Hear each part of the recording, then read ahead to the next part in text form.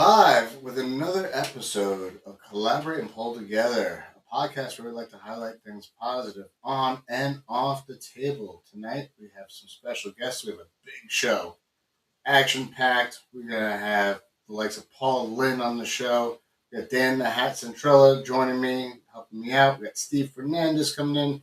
Ian Carnegie might stop in.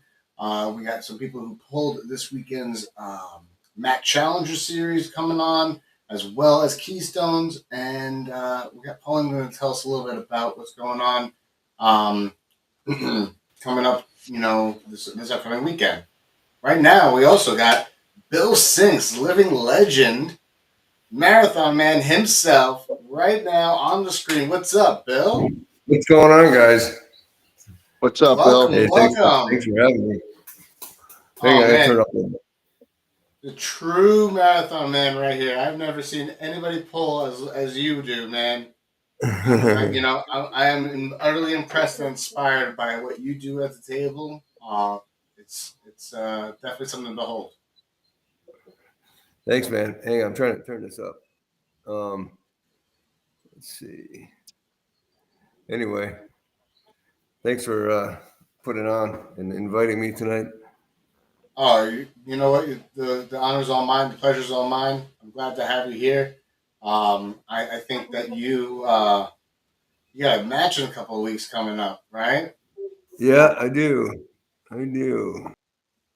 So tell us a little bit. Who are you? Because some of the people who view me don't know who you are, because I have some non-arm wrestlers, in the in my viewership. So who are you? How long you been arm wrestling? Where you from? Hey,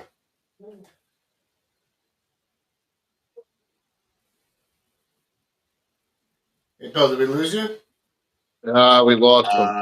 We lost him. Oh, there he is. He's back, though. Oh. Back. There we go. Hey, guys. There you go. Can you hear us? I don't know if you got a bad connection. It looks like you're frozen now. That's a shame. This man is a living legend in our sport, guys. Those who are watching? I've seen him pull in person myself. He can keep going and going and going, man. Yeah, nonstop. Energizer buddy status. How's the video connection now? Better, Bill? I can hear you guys. Okay. I don't know if you can hear me or No, not. we can hear you now. Now we got you. So the question earlier was how long you been pulling, who you are, where you come from, where do you hail out of? Well, I currently hail out of Vermont. I actually grew up in the Midwest. I started pulling in the late 80s, or the mid to late 80s, So I ended up here in 97, 98. I won nationals and I met a girl and went to the Worlds and kind of ended up here and then didn't work out, but I ended up staying. Gotcha. So, wow, late 80s. That's awesome. Yeah, probably some of the guys that are pulling today weren't even born yet, I don't think. You know what? You're not wrong. I was born in '86, so you've been pulling as long as I've been alive. Yeah, I'm 84. Yeah, That's I graduated high school in '82. So. God bless you for being being in this sport. It's been a fun journey. What has been your most impactful, momentous occasion in the sport of arm wrestling? Something that just knocked your socks off. Well, I got to say, there's a lot of them. It's when I started, there wasn't any internet for sure. So that's like blowing this sport way out of the ballpark for sure.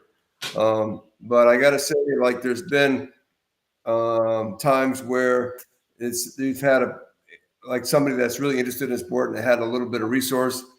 I'll use UAL for example. That was in the I don't know if it was in late 90s and early 2000s. Robert Drank, he took it to a different level, and that was kind of cool. And we signed, with him, the athletes at that time, the top guys, and he ran a lot of good tournaments. and he had a lot of hype going into it. He put his heart and soul into it, I felt at that time. And that was pretty cool. And then that kind of waned a little bit. And then Wall, I'm wearing the Wall shirt tonight, that came on board. But all the while during those times, there was other like different tournaments that we would go to. Like this is probably, I don't know if a lot of you guys know this, but there was a bunch of ESPN Vegas tournaments at that time, which was kind of cool. And there was this guy that put those tournaments on, and his name was Tony Celeste. And he would somehow he was a promoter, and he would get us a good venue and pay us to go to these tournaments. Well, not always pay us, but we'd get something for showing up, and we'd have some really good pullers. And for a little while, there was this one that was like professional arm wrestlers would compete against each other, and then the professional football players would compete against each other. And that was kind of cool. I don't know if you heard that one. John Brzezinski, he would know about that. Even Alan Fisher, he could speak to that as well. But I didn't even know that was a thing. That's awesome. So, but the like you have your ups and downs as in any sport, but I feel like now we're on a trajectory that's never been seen before in the sport of arm wrestling. Certainly, we're not a Olympic sport like some of us hope to be at this point, and we're still not seeing that, but we're still seeing a crazy amount of interest, amazing amount of clubs, I think, throughout the world. I have a club that I train, or a bunch of guys that are training girls, and you see that dotted out throughout the world. And you guys too, I'm sure, you have your people that you train with, and that, which is awesome. And I like to give back to the sport, but you see that I live stream mine on Facebook every week, and I hear people say, "Hey, I watched you last night." It's fun. I try to catch it when I can, but I just do it just to promote the sport. Basically, it's nothing in vain at all. I don't really care, but I just love to put it out there and my fellow arm wrestlers, just to share it with them, which is pretty awesome. So, but you sir are a part of every conversation that I've been in. As soon as I have started the sport, I've heard your name. I started a little under 5 years ago, and literally everybody was like, "Yeah, Bill sings this," and I think my first time meeting you. What was it? Maybe at Keystone. Did you go to Keystones? No, I did not. No. I can't remember the first time meeting you, but I was utterly impressed with the knowledge that you had, B, your patience with everybody around you, and C, just like your actual like physical attributes. Like your hand is ungodly big for your size. It's insanity. Like it's but I'm grateful to have you on the show with us.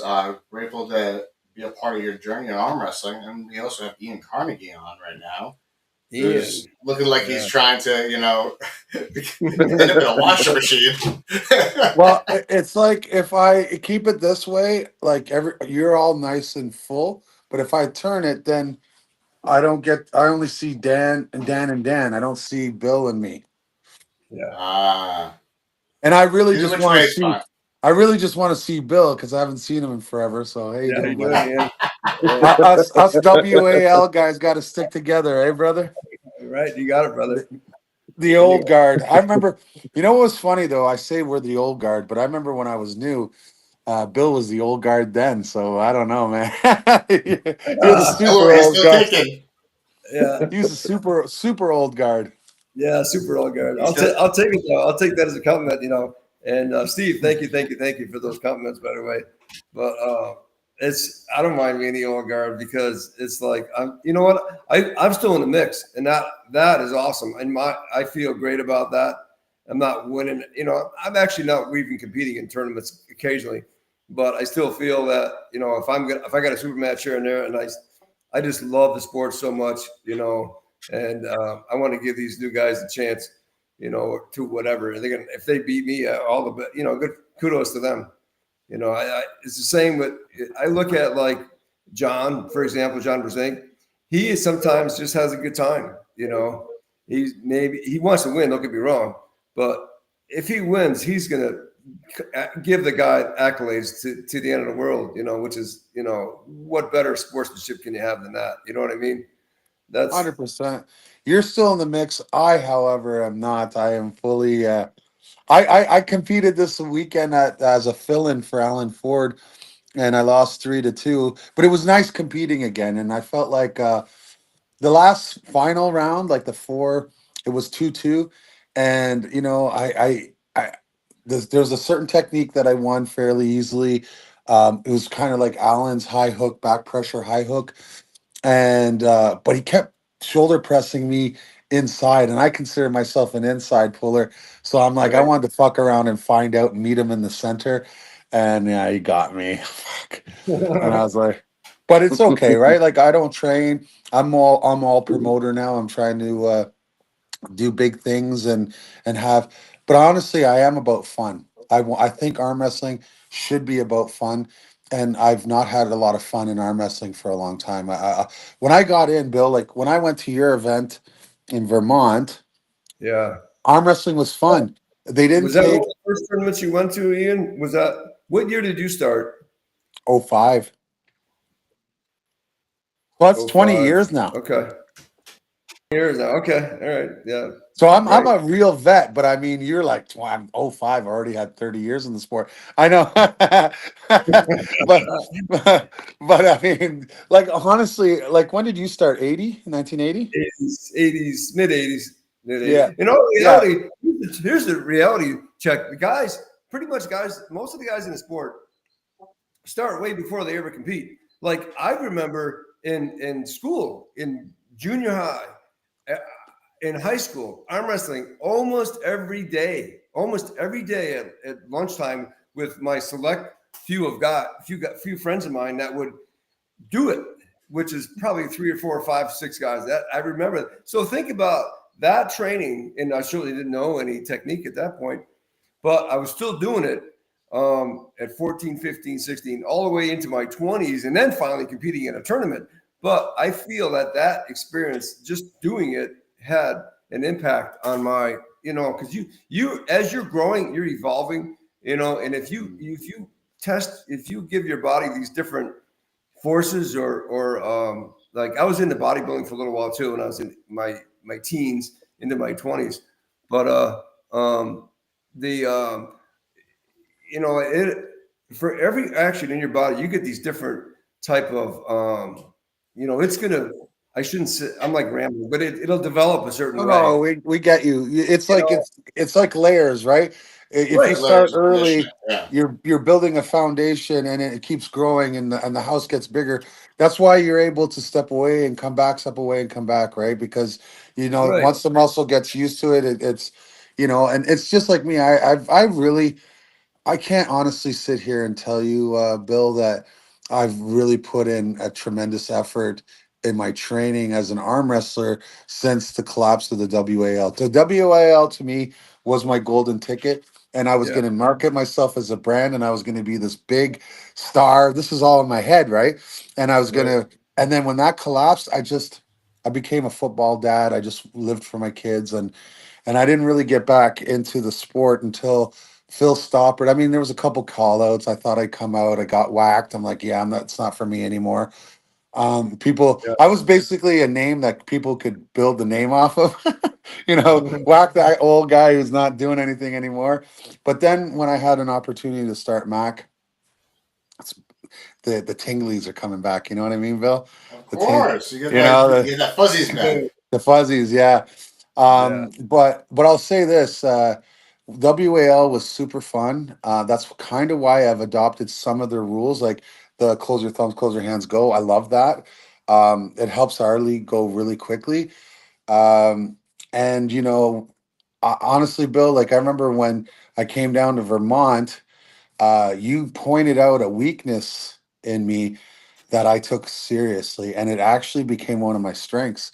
You remember we were pulling, and you're like, Ian, your wrist is strong, your forearm's strong. He's like, you got really weak fingers. Do you remember that?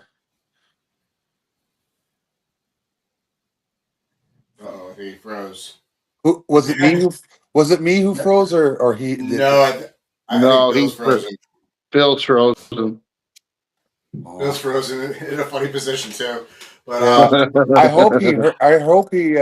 I hope he actually got to hear it though, I hope so because too. honestly, like we were on the table and he was testing. He was going all over, giving me pressures, and he was like, he said where my strengths were, and then he said that my fingers are weak, and then actually that was kind of the birth of the grippler, right? Hey, did Hey, you I'm back. hear Did you hear the story I told about you?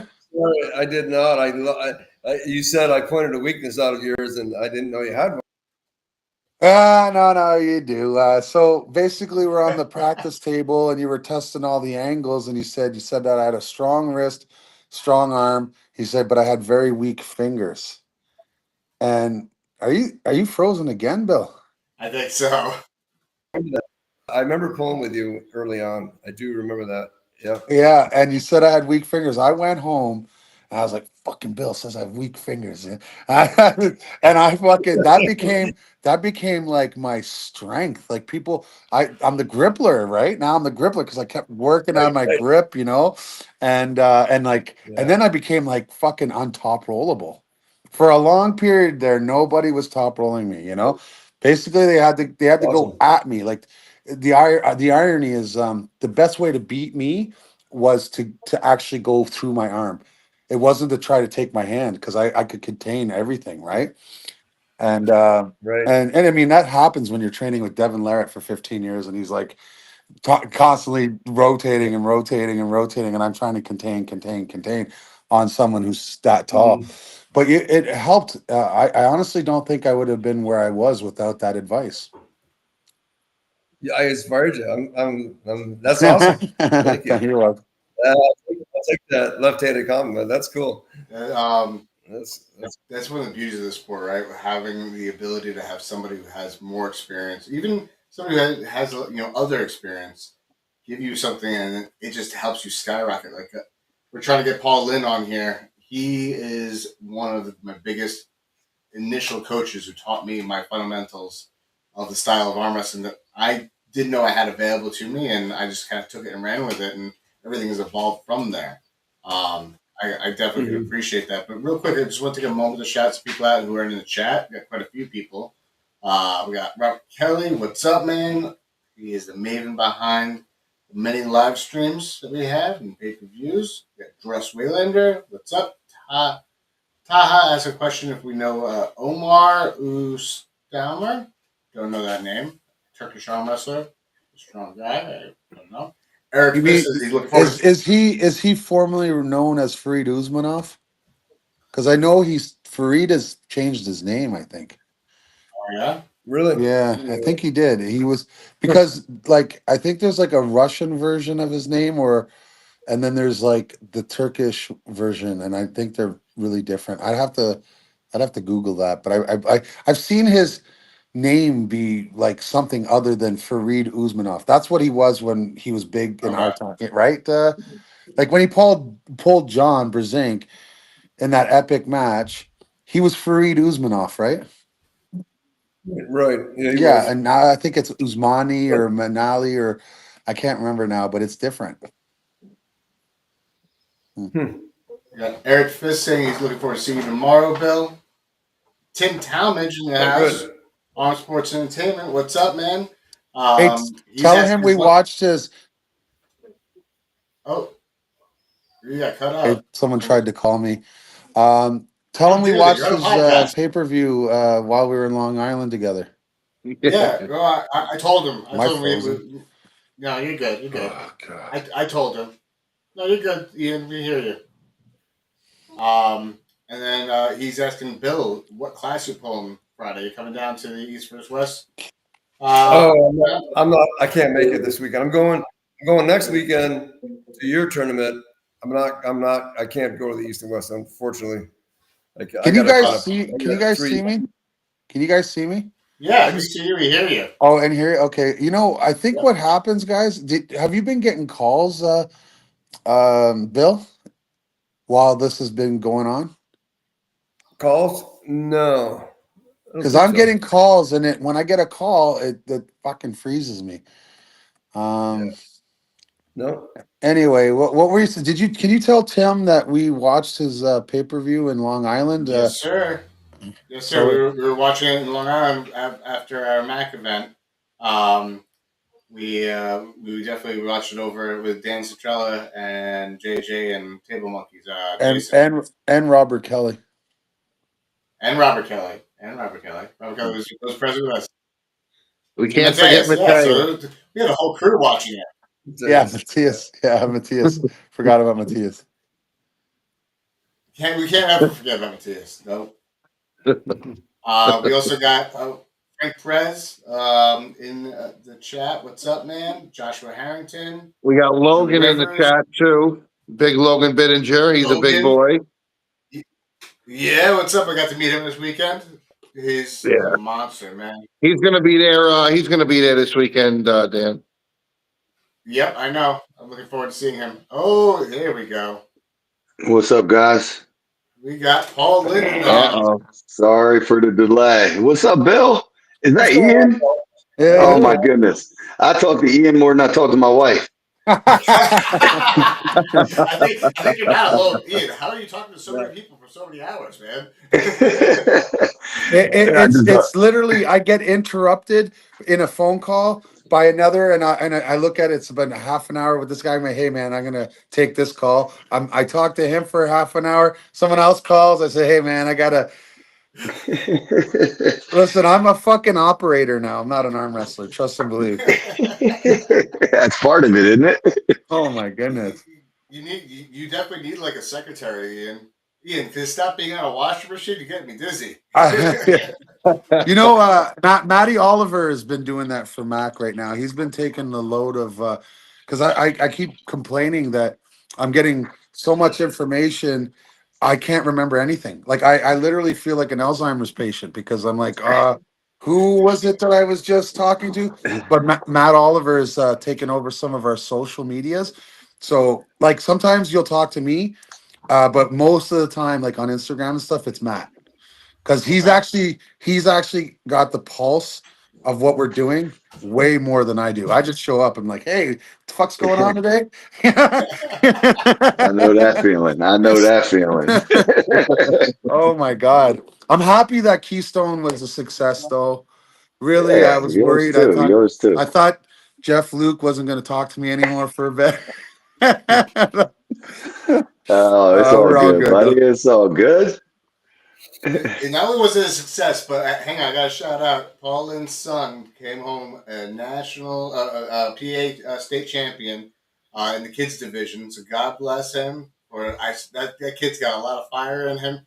Chip off the old block. He came in strong. Yeah, he's a handful. Most certainly. It was awesome that we had kids, we had masters, men's, from first timers all the way to the pros. It was that definitely was a fun experience. Yep. Good times. Good times. So you guys, we did a really nice, had a fun event in PA. We were just talking about Keystones, but I just wanted to shout out Mac, Ian, JJ, Matthias, Dan, and everyone who was pulling at the Mac Challenger Series. Record breaking 71 plus super matches in under 5 hours, was it? It was, yeah, it was like 4 hours. I mean, we even took an intermission. We were going so fast. Like we were like, you know what? We got all this barbecue. Let's go take a big picture of everybody outside. Honestly, guys, if you want to for an atmosphere for family and friends and you want to get the kids in bed at a decent time, I think Mac's the way to go, right? Just because of our rules on the table, it just allows for speed, and efficiency. And Yep. yeah, we actually had to stall because we had burgers. Well, Dan can tell you, we had burgers, pizza, dogs, and we bought too much. And then we're like, oh my God, we're going to be done way before supper. And that's when we had $1,300 of shawarma coming. We got that delivered. And I'm like, fuck, no one's going to eat this. Is there, you know what I'm saying? So we had to get it in early. And so we we had I don't know if you saw the big chant, 200 people going MAC. I fucking loved it. I loved That's it, awesome. But honestly, like I said, with the way our rule set is and the table, we don't allow fucking around because we don't allow you to take your grip. We literally set everything. We put your elbows down. We match your webbing. We say don't move. We just say close your thumbs, close your hands, go, and boom. Do you know in 70 matches, I have to check the video over, but I can't recall not one match ending in elbow fouls. That's something special. Yeah, especially. No, I don't think anybody I ended can't in think of foul. one. So I got a question for you. With that being said, Paul, what do you think about, because I know you have that, you're cursed with your pointy elbow. What do you think about not ending in elbow fouls? I hate any match ending in fouls. You don't want to see anything decided by referees in any sport. I mean, Yeah, that's, no, exactly. I mean, you had your experience with that, didn't you? Oh my Which is now, God, it was and awful. now that's the good news is that's going to require a super match most likely, Oh, but without a doubt. you Actually, win a state. can I interject? Can I interject real quick? I want to say because Bill's been around long enough to remember this. Do you know there'd be no, in my opinion, there'd be no reason for a Mac table or Mac rules if we just use common sense like they did in the early 2000s. Like, honest to God, I did not have a problem with arm wrestling in the early 2000s because they didn't call micro fouls. They didn't. If it didn't affect the match, the referees used common sense and the game was good. Do you remember that, Bill? Oh yeah, no, and I mean for years and years we really didn't change. I mean it was even IAF, AAA when I started. It was just they give you like a minute or whatever to get your grip, and it's just as simple as ready to go. And if there's Yeah. a like micro foul or whatever it might be, and there's no advantage, would just let it go. Wouldn't be. That is true to some degree. There is certain refs that might have called a lot more than others, but it wasn't.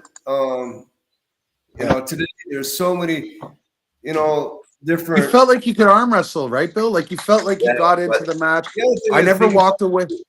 is that arm wrestling itself has evolved since when I started. I mean, when I started, there was, I remember, three basic techniques: either your hook roller, your top roller, or your press. I mean, that's it. It wasn't much more than that. I mean, we're either hook or top roll, and it was like barbaric by any stretch, but it was simplified. But now with the internet, and pronation wasn't even a word. That somehow evolved. It's what are you talking about, pronation? I don't even know what that means. I mean, I do now, but I'm just saying it's like it was so basic. Don't get me wrong, the guys were strong and we train every week just like we do now. That hasn't changed, but it's just like the King's move. That wasn't even a thing, really. No, but we called it. I think it was an open arm top roll. There Uh, was some Kings movers. It just wasn't as prevalent. it was so rare. It Because was so look at you and Mike Solaris matches. Some of those look like Kings moves, buddy. Let me tell you, you guys out there trying to break each well. other's fingers. Yeah, maybe I don't know. There was a lot of side pressure. Oh, a For lot of sure. side pressure for sure. But I think I'll tell you why I think it changed with Scott McInnes and Gary Roberts when they started filming everything.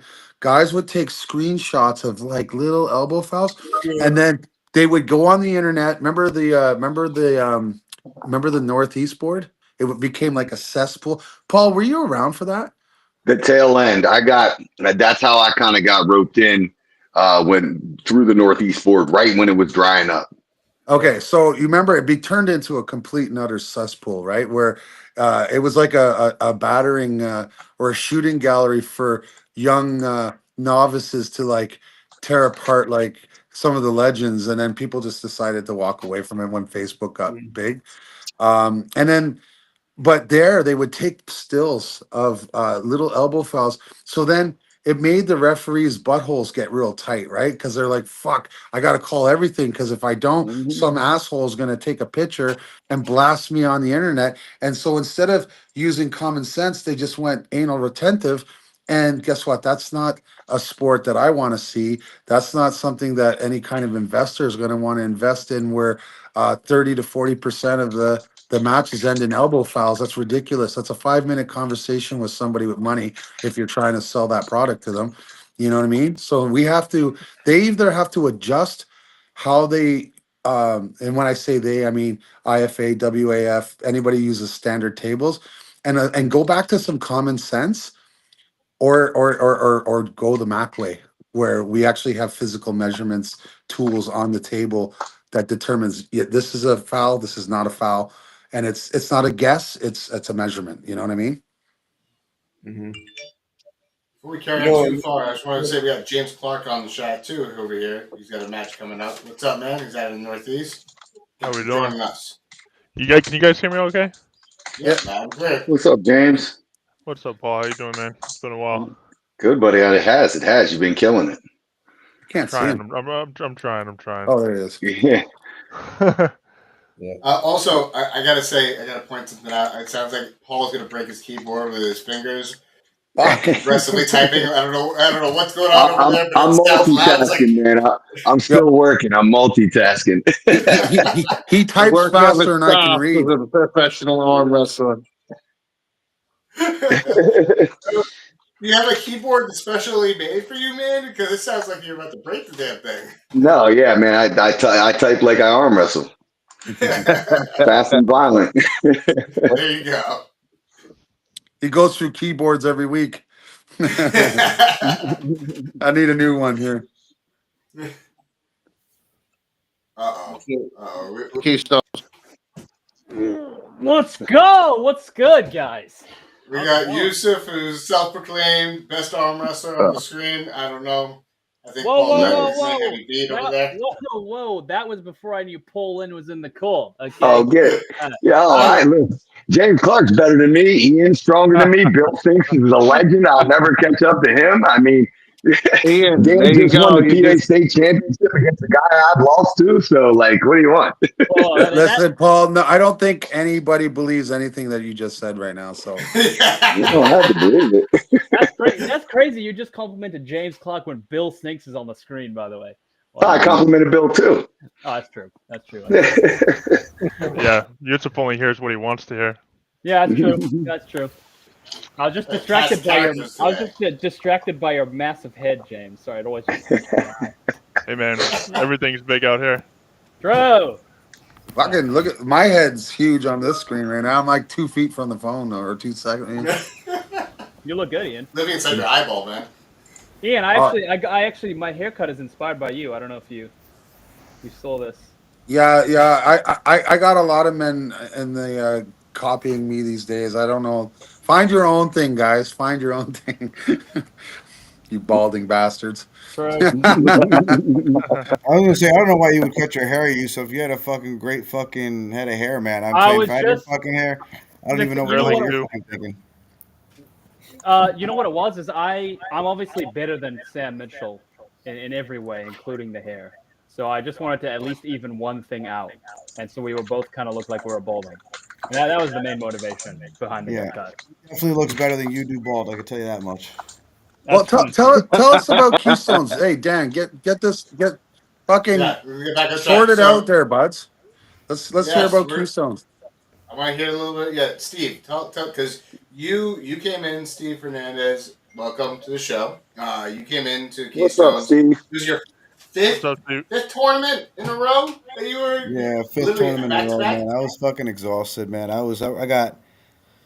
I got mauled, man, at Keystone because I was so fucking tired. But it was what it was. Learning experience. It was like a good training day for me, which was good. Great. Great turnout. Great refs. Everything was really great. There's nothing bad about say except for the rain, I'd say. But rain was a little refreshing during the day too. So, but besides that, everything was it was a good day. All the classes were pretty stacked. Logan Binninger had a great day from today too, being Sean Latimer really, really convincingly. So he did a really good job too. But all in all, I thought it was great, man. Had a Is good that time. that's the Devin Larrett beating guy, right? That's the Yes. guy. Yes. Yes. Damn. We heard about the Logan Hey, match. We heard about the yeah. Logan match at Mac. People were like, "Holy fuck, Logan beat Sean." We're like, "Holy shit!" Really So is Look, convincingly Sean's too. is Really Sean's left convincingly. still not good? Because I thought like this whole time everybody thought that match was left-handed. it, it was a right-handed match. Sean's not, to be fair, and I'm not going to throw any shade on Logan because the side pressure looked ridiculous. Yeah. Sean It even was cracked cool. him a little bit. He cracked him a little bit, and Logan just went sideways every round, like without a hitch. That said, I don't think Sean still. This is the first time I've seen him in a while, and he still looks rough. So he's still on the comeback trail. But I do think Logan is the real deal. Oh yeah. I think he entered the tournament, then left arm and was uncontested there. Yeah, Oh ran wow. through everybody. Yeah, Logan definitely, and then he was after pulling for days afterwards. Like, Yeah, literally everybody, he was just gripping up. I was like, holy shit. He definitely took something away from Devin, I think, and yeah. he's on the up and up. I look forward to seeing. I know he's got a super match coming up with Wade and Withers at some point in the future. But I think he's got a couple other plans in the interim. Yep. Yep. He's hungry, man. He's real hungry, and I think he's the real deal now. I believe he's top 20 right now. He's gonna have to win those matches, I guess, for people to confirm that. But he's a baby. His ceiling, he's nowhere near his ceiling, and he's got some genetic tools. Aside from being tall or long levered or anything, he's got genetic side pressure, and he's got a good coach in Zach Lee that's really helping him out. He's really comfortable in the strap, so he's gonna keep climbing. Yeah, his speed at that Big weight shout out. too is really surprising, man. He's got a ridiculous hit. I mean, Yeah, so it's he's got some serious power, right or left hand. So, but I Massive think shout it's out to Zach. He's only say I want been to again. say, pulling for like a year and a half too, or something like Yeah, that. yeah, Not yeah. even that yeah, long. Eight yeah, months, exactly. something like that. So, Massive shout out to Zach Lee, by the way. mhm. Talking about being an excellent coach. Like, I actually went up to him right before the tournament, asked him like, "Hey, these are the people in class. I know you're not entering it. What do I need to do?" And he goes, "You already know what you need to do, but this is where you need to go, and you just need to make sure you do this, this, and this against each individual person." And I followed his instruction, and the results are there. I yeah. did well. So big shout out to him for coaching me. Dude, congrats on your win against Sam Harris, dude. That was legit. Thank you. Yeah, I that I that caught him. I caught him, and then when I caught his hit, I had this moment like, oh shit, what do I do now? I was like, what do I do now? Oh, I'm in this match. I'm in it. So I had to step back into it and literally, I don't know if you guys saw it, literally stepped into the hook with him, and I was like, okay, we're on. Yeah, dude, good shit. That's Yeah, good. really That's good. a good win. What weight are you, Dan, right now? Right now, I am sitting at like 182, Mm, 183. So I yeah. competed 176, but I am going to be I'm going to be pulling this weekend at the East vs West open tournament. I'm doing the 187s because I'm not cutting down the 171. I can't do two weeks in the cut in a row. And then I have another tournament coming up the following weekend. Left-handed, I got a super match against Ed DeCruz. So that's got to be at 176. So I'm going to sit around 180.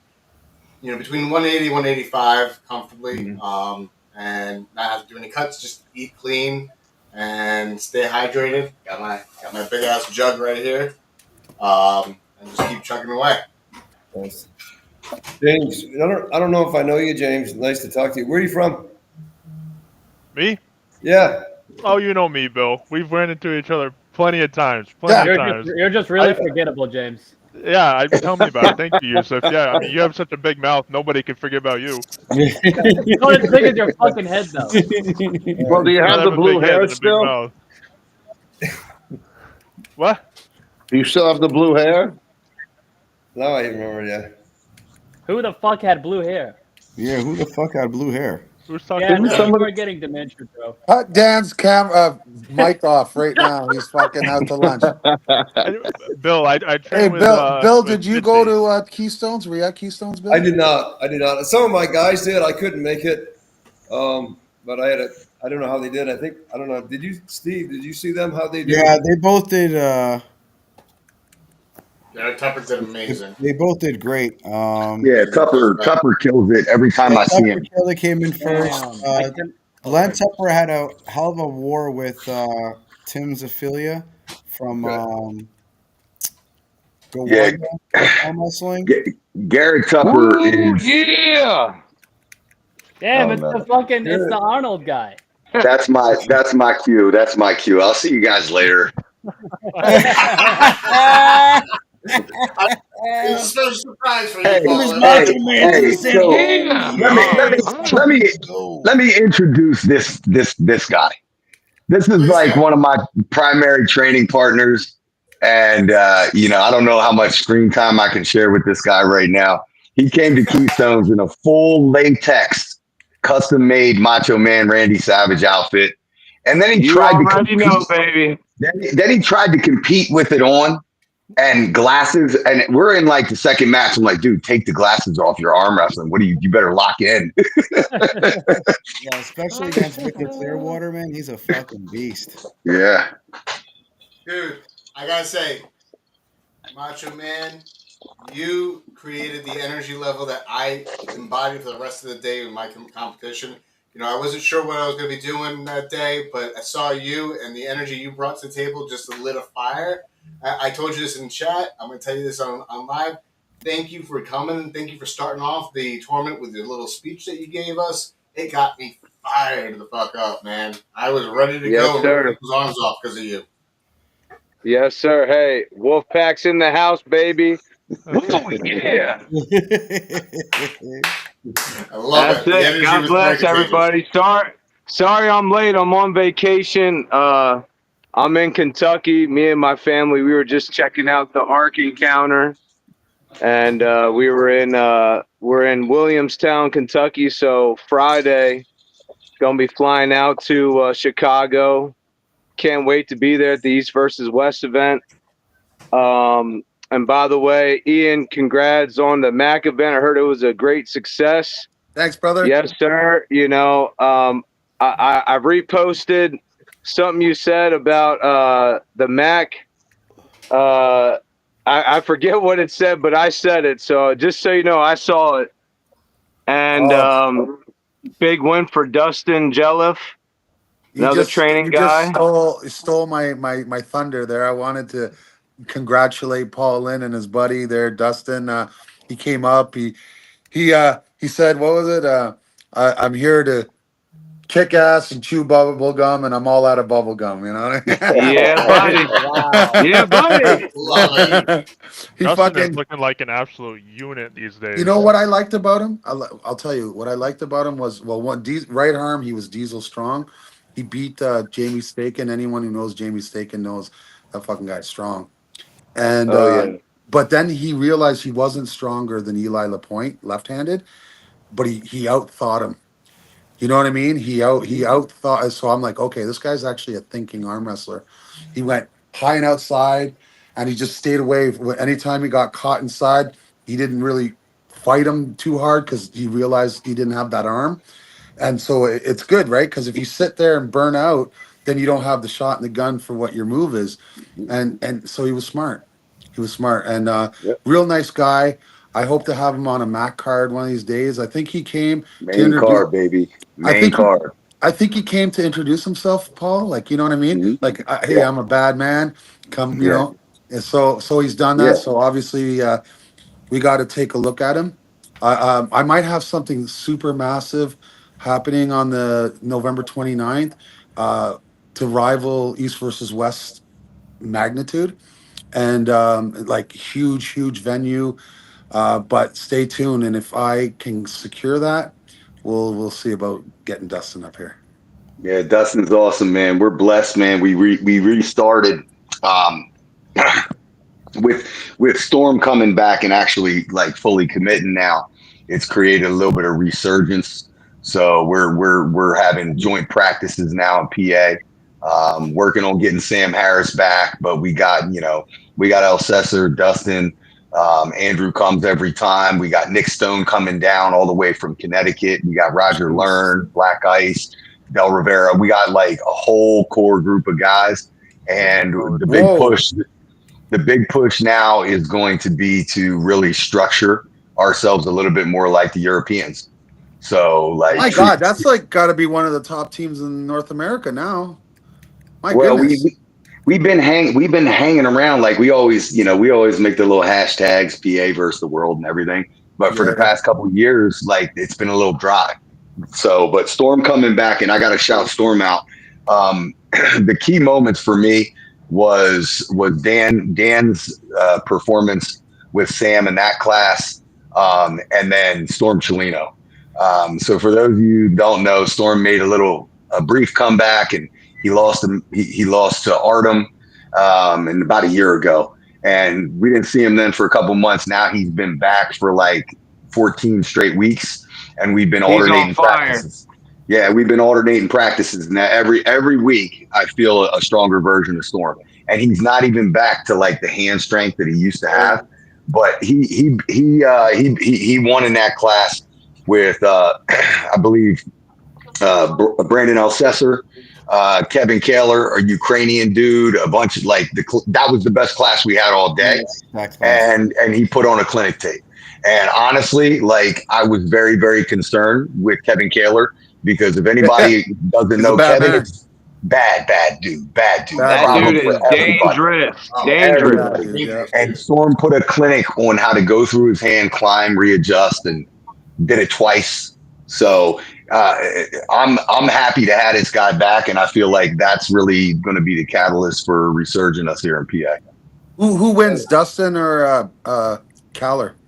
Kevin. Oh man, that's a good question.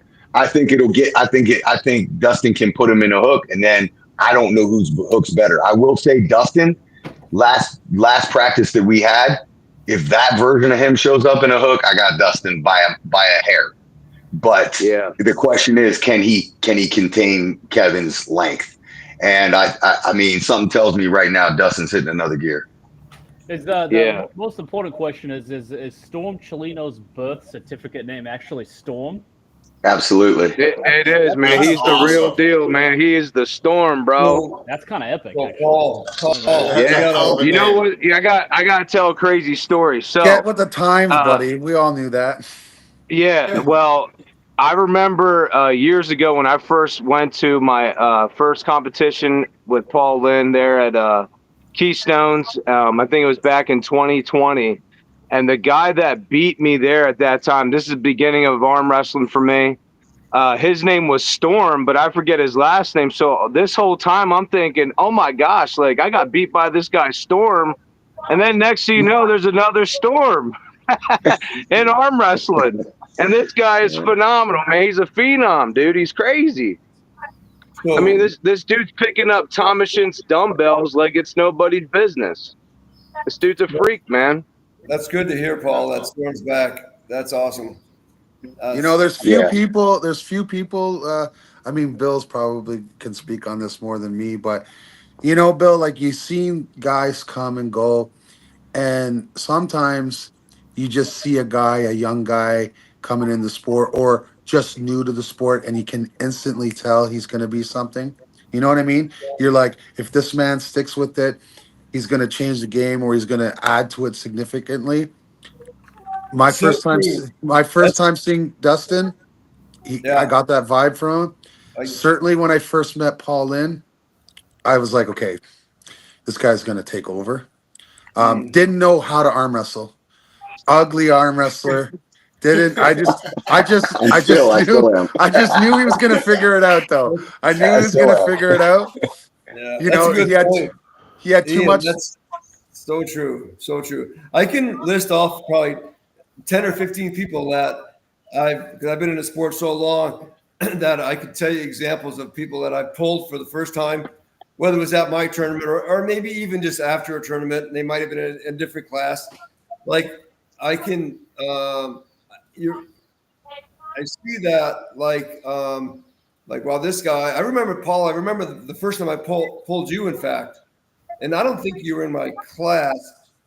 I think I pulled you after a tournament, and I was beating you, but I'm like, this guy's thinking about it, and I don't remember where it was, and I could see the potential there, and it wasn't long. Maybe 2 years later, you were like escalated to a point. Oh shoot, he's in here. What's up, Dusty? Yo! There he is. Yeah, There he is. don't Congrats, tell him man. anything I just said about Hey, him. Don't yeah. tell him anything I just said. No, now that he's here, nobody better say anything nice. No. Nothing nice now. It was all said before you got here, Dustin, and we're not repeating it. Yeah, Hey, exactly. yo, Dustin, God bless on that win, my man. Yeah, good job. I want to finish this story. Paul, He do you was remember the time I Diesel. told you He was the first Diesel time? right-handed, and he thought he was Diesel too strong right-handed, and he outthought his opponent left-handed. I thought that was a good showing by Dustin. But going back to Bill's point, um, when I saw that Paul, and I still love to critique his technique, but you could see that he didn't have it, but he had the supercomputer, and he understands what happens to him.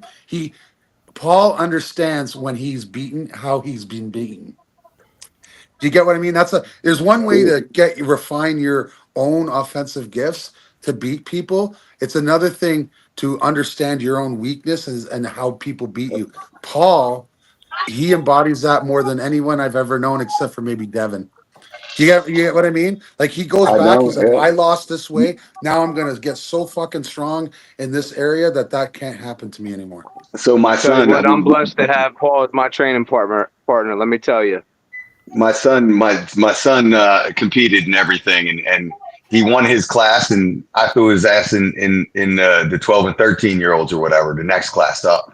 Because I'm like, this guy needs to get humbled. Like, he can't be running through everybody like that. He's got to lose. He hasn't lost in 3 years here. So I put him in there, and he lost to Warren Raver's daughter. They went 2-1. She hung on to his thumb. He got the strap the next round. After she beat him out of the strap, he beat her in the strap. And then they were fighting like pros, to get to the strap, all this stuff. And she hung on to his thumb. She out arm wrestled him. He was upset. And he didn't talk to me for like the rest of the day, left the tournament. Everything was upset. And the next day, finally, I broke him down and got to the point where we could talk about it. And I was like, dude, this is exactly what I wanted. You have not learned anything in 3 years, nothing. You have not arm wrestled or had to arm wrestle like you had to arm wrestle today for 3 years. So you can choose to be upset about this, or you can say, all right, Dad got the film. Let's look at the film. Let's look at these still shots and see where I messed up, because I know I could have won the match. And if you don't do that and you don't embrace your losses and you don't dissect them, then you'll never grow. So you got to seek those things out and break them down. And Andrew, you're going to be in the same boat. We talked about yours right after, didn't we? Come here, look at this. Talk to me for 1 second. You might be upset because you didn't win on that arm, but that's what's going to make you win next year. All right. That's right. So to cap on that, since some of you on this chat are super, super seasoned in the sport, what do you guys do? So what happened to me, I believe I would have won the championship for the right arm in the semi-pros this past weekend. And I realized something, that my right arm got so pumped. Even though my left arm, I was mowing through people. It was a great day. But my right arm, I don't know, just after my first or second tournament match, and I fouled, and then I started to get blown up. I mean, what do you guys do if you don't have much time to you just got to condition it. You got to jerk off more with the right hand, man. And when you do that, endurance becomes crazy. That's good advice.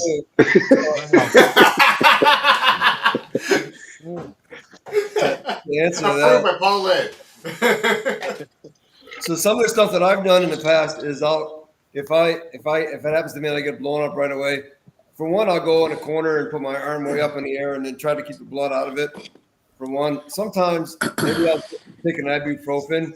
Sometimes I'll ice it. But the one thing if you can delay your next match, possibly anyway, as much as possible, that can help. If you can't even do that, but just try to keep the blood out of it. Keep it above your head. You'll see guys go in the corner occasionally and put their arm above. Am I back yet? Yeah, you're in. You're back. There's stuff like that. There's not a lot you can do about it, other than just try to keep it, Because me and Paul, we've been training consistently. Paul, how long would you say? Over almost a year? Yeah. Over a year? Yeah. And, we do all these trainings, we do all these practices together, and it's just like, man, with making that mistake with the foul, but then just getting pumped up like that. Because I took about a little over a week off of training and everything, just doing band work. And I felt really refreshed and recovered, but man, that just really threw me off when that happened. I have a question. I think. I'm sorry. Go ahead. Go ahead. But I think what happened, we all know we've been in matches where like the setup's easy and we can just arm wrestle, and then we've all been in matches where somebody won't cooperate, or you're the one that won't cooperate, and the setup takes forever. There's nothing that's going to blow you up worse than a constant static load and adjustments in a setup. And I can tell you didn't have much of that on the left arm. You were less contested on the left arm.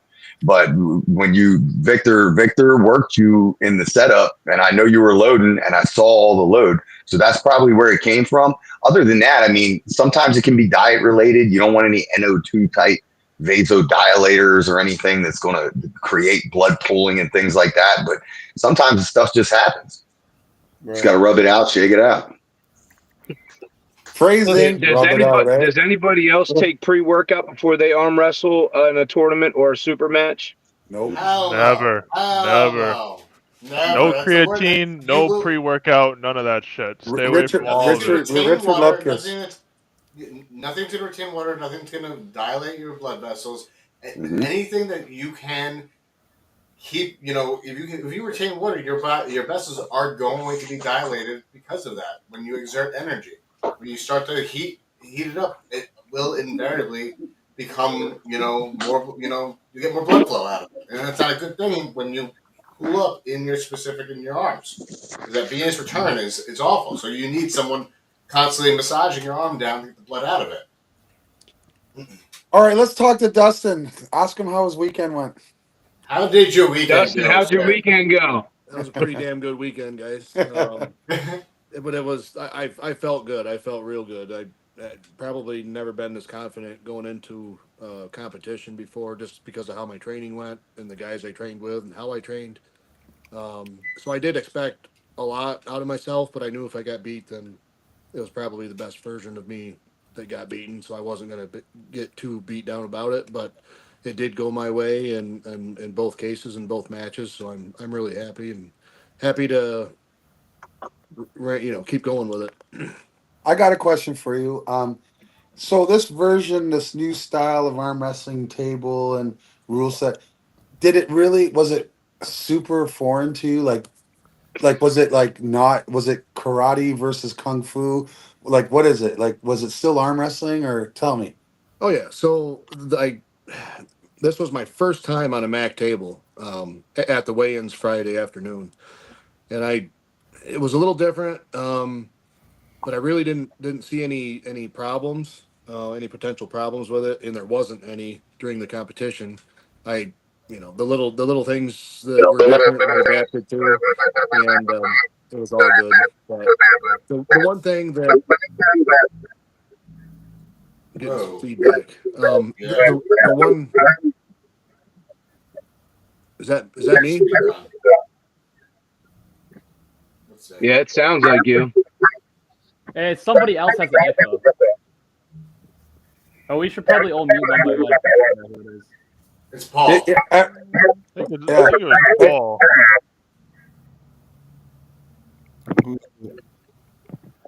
So I'll keep going. So, the starts were the main thing to get used to. It was kind of like going back to the WAL style, which was different for me, but I got used to it then. I'll get used to it again. So. Did you like it? I did. I did. Sorry. Yeah, Okay, right on. did a lot. Definitely. I mean, the way you guys were able to move through matches was incredible. Thank you. So that is the How point long of did that. the event take? I think it was 4.5 hours, but like we took a significant break, right, for lunch, Dustin.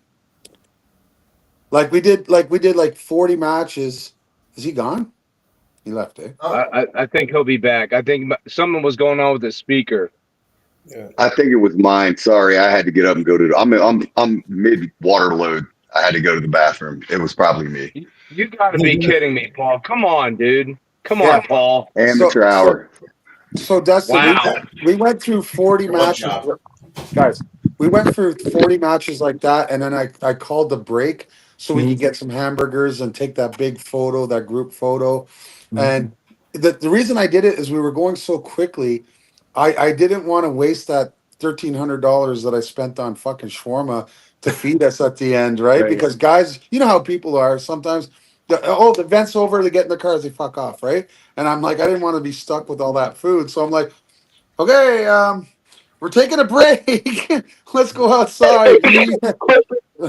Let's Mm-hmm. eat and have. But like, isn't that an interesting problem to have? That Mac runs so quickly that it's the opposite problem, isn't it? We have to stall to make it somewhat a decent amount of time. But 71 super matches, bro. Like, How many Yeah. tables? Wow. Ian, how many Between tables? Uncanny. you did the event, the break, um, then the king of the table, all that stuff, and you were still done in record time. yeah, we did a little king of the table after. Yep, both arms. Yep. Yeah, just to fucking add fill in time. You know what I mean? Like, Just to add a little more. That's awesome. and then guys did bonfires, and then they went to this other place and they did after parties. Like it was just everyone. It was just an arm wrestling family atmosphere. You know what I mean? Like I loved it. Everybody had a good time, and like obviously, I'm gonna say this, I'm the promoter, but I'm glad Dustin was here to experience it and tell you guys. Um, at the end of the day, uh everyone likes what they're used to and stuff like that, but he came in, he didn't complain. He's like, okay, this is different. Like I said, you came and you said that you were here to kick ass, chew bubble gum, and you're all out of bubble gum. That's it. Yeah, buddy. Yeah, buddy. Lightweight, baby. Mm-hmm. Mm. Yep. Can't wait for the next one. Man, well, it's in Rochester, July 19th, like Mac Challenger. Then we have Mac, the Mac 4 card, but that's pretty much full. Like I can't really speak on it, but wait, the card is bananas. We got some Russians coming over, guys from Whoa. Israel, from Sweden, from Whoa. Malta, from everywhere. Nice. That's It's going a to be big, awesome. National show. it's a big card, and that card is going to get dwarfed by the 29th. If I can secure what I'm hoping, please, Lord Jesus, like help me out. And if that happens, the 29th will rival anything that's ever existed. All right, fine, Ian. I guess I will pull on the 29th if you really want me to. I guess I can make some time for that. Yeah, you can usher people into their seats. Yeah, I appreciate that. And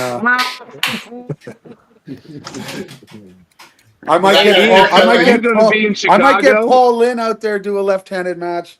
Hey! Oh, that's Hey! garbage, man. It's garbage. Hey, so Ian, are you going to be in Chicago for East versus West? Who are you directing that question to? Yeah. Ian, you. Oh, me, dude. Yep. I think I got COVID. Uh-oh.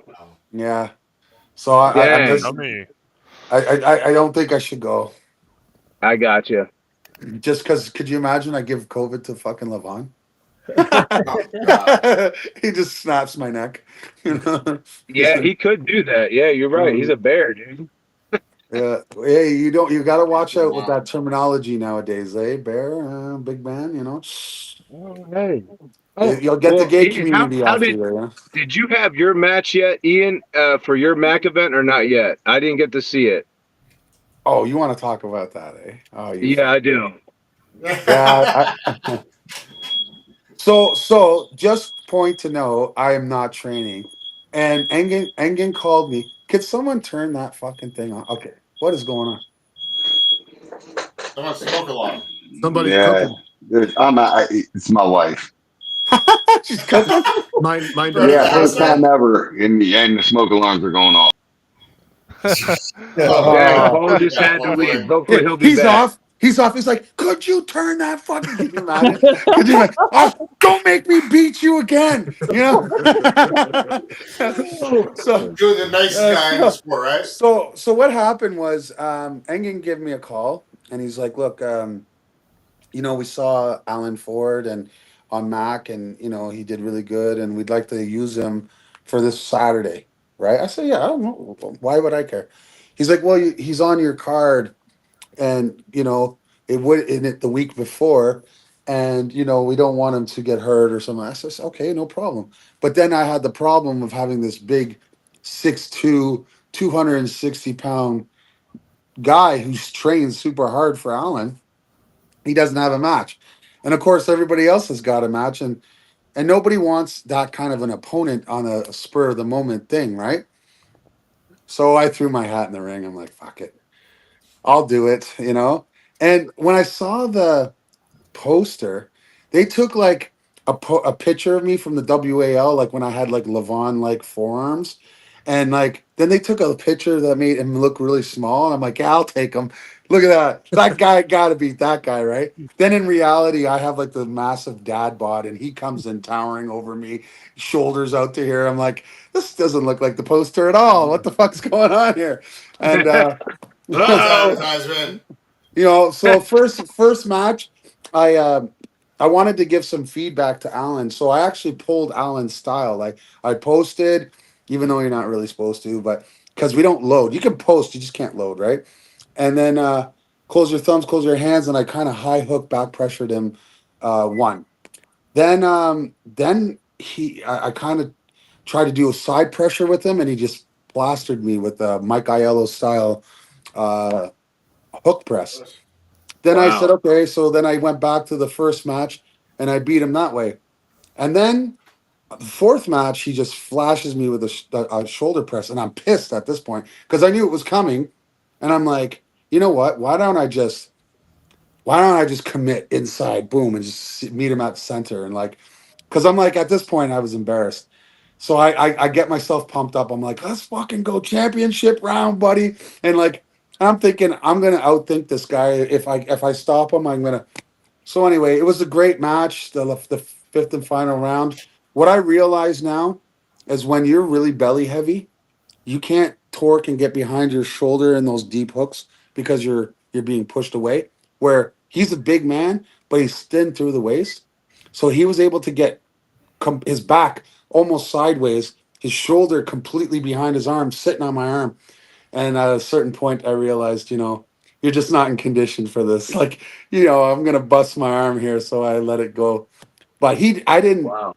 I didn't let that guy win by any means. I tried to win. I just fucked around and found out. What can There you you do? go. Wow. I'll Hey, tell you, sometimes it's like that. his name is Pierre Cote. He's only been arm wrestling for a little while. Remember that fucking name. I guess in the States they call it Cody, right? You guys call Yeah, COTE? right. Cody? Yeah, Okay. Cody.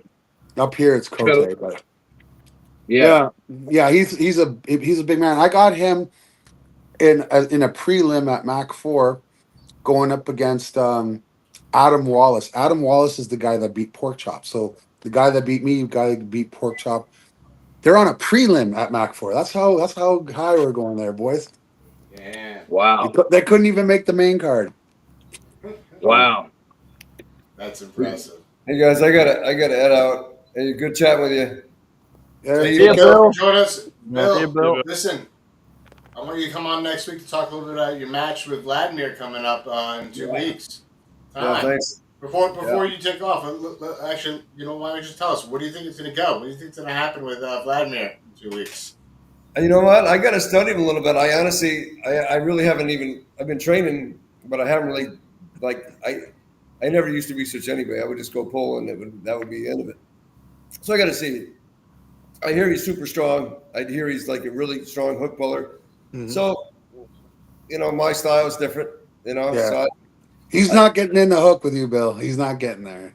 yeah, I don't see that happening. I have a pretty strong hand, and we'll see. Where it goes. He's obviously a lot younger than I am, but I don't know. I'm excited to pull him, and we'll see where it goes. I'm gonna, I've been training for it, so Can't Hey, wait to hope see it in Frank goes person. well for you, brother. Hey, Bill, if I send you out a Mac T-shirt, you wear it next time?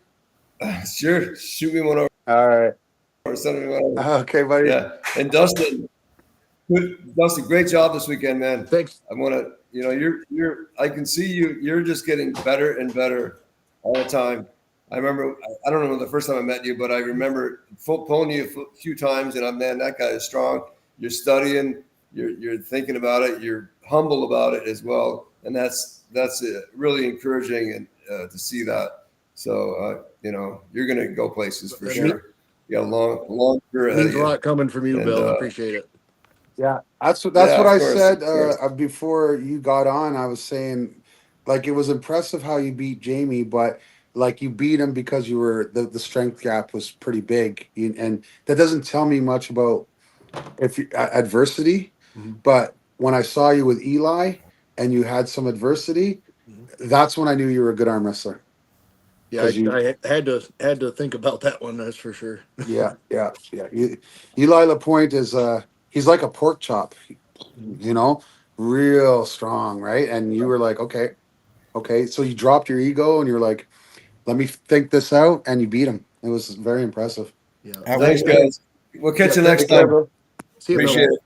Let's see, bud. Thank you for coming and joining us, man. At what weight did you pull, Dustin? 220. 220. I weighed in around 217. Yeah.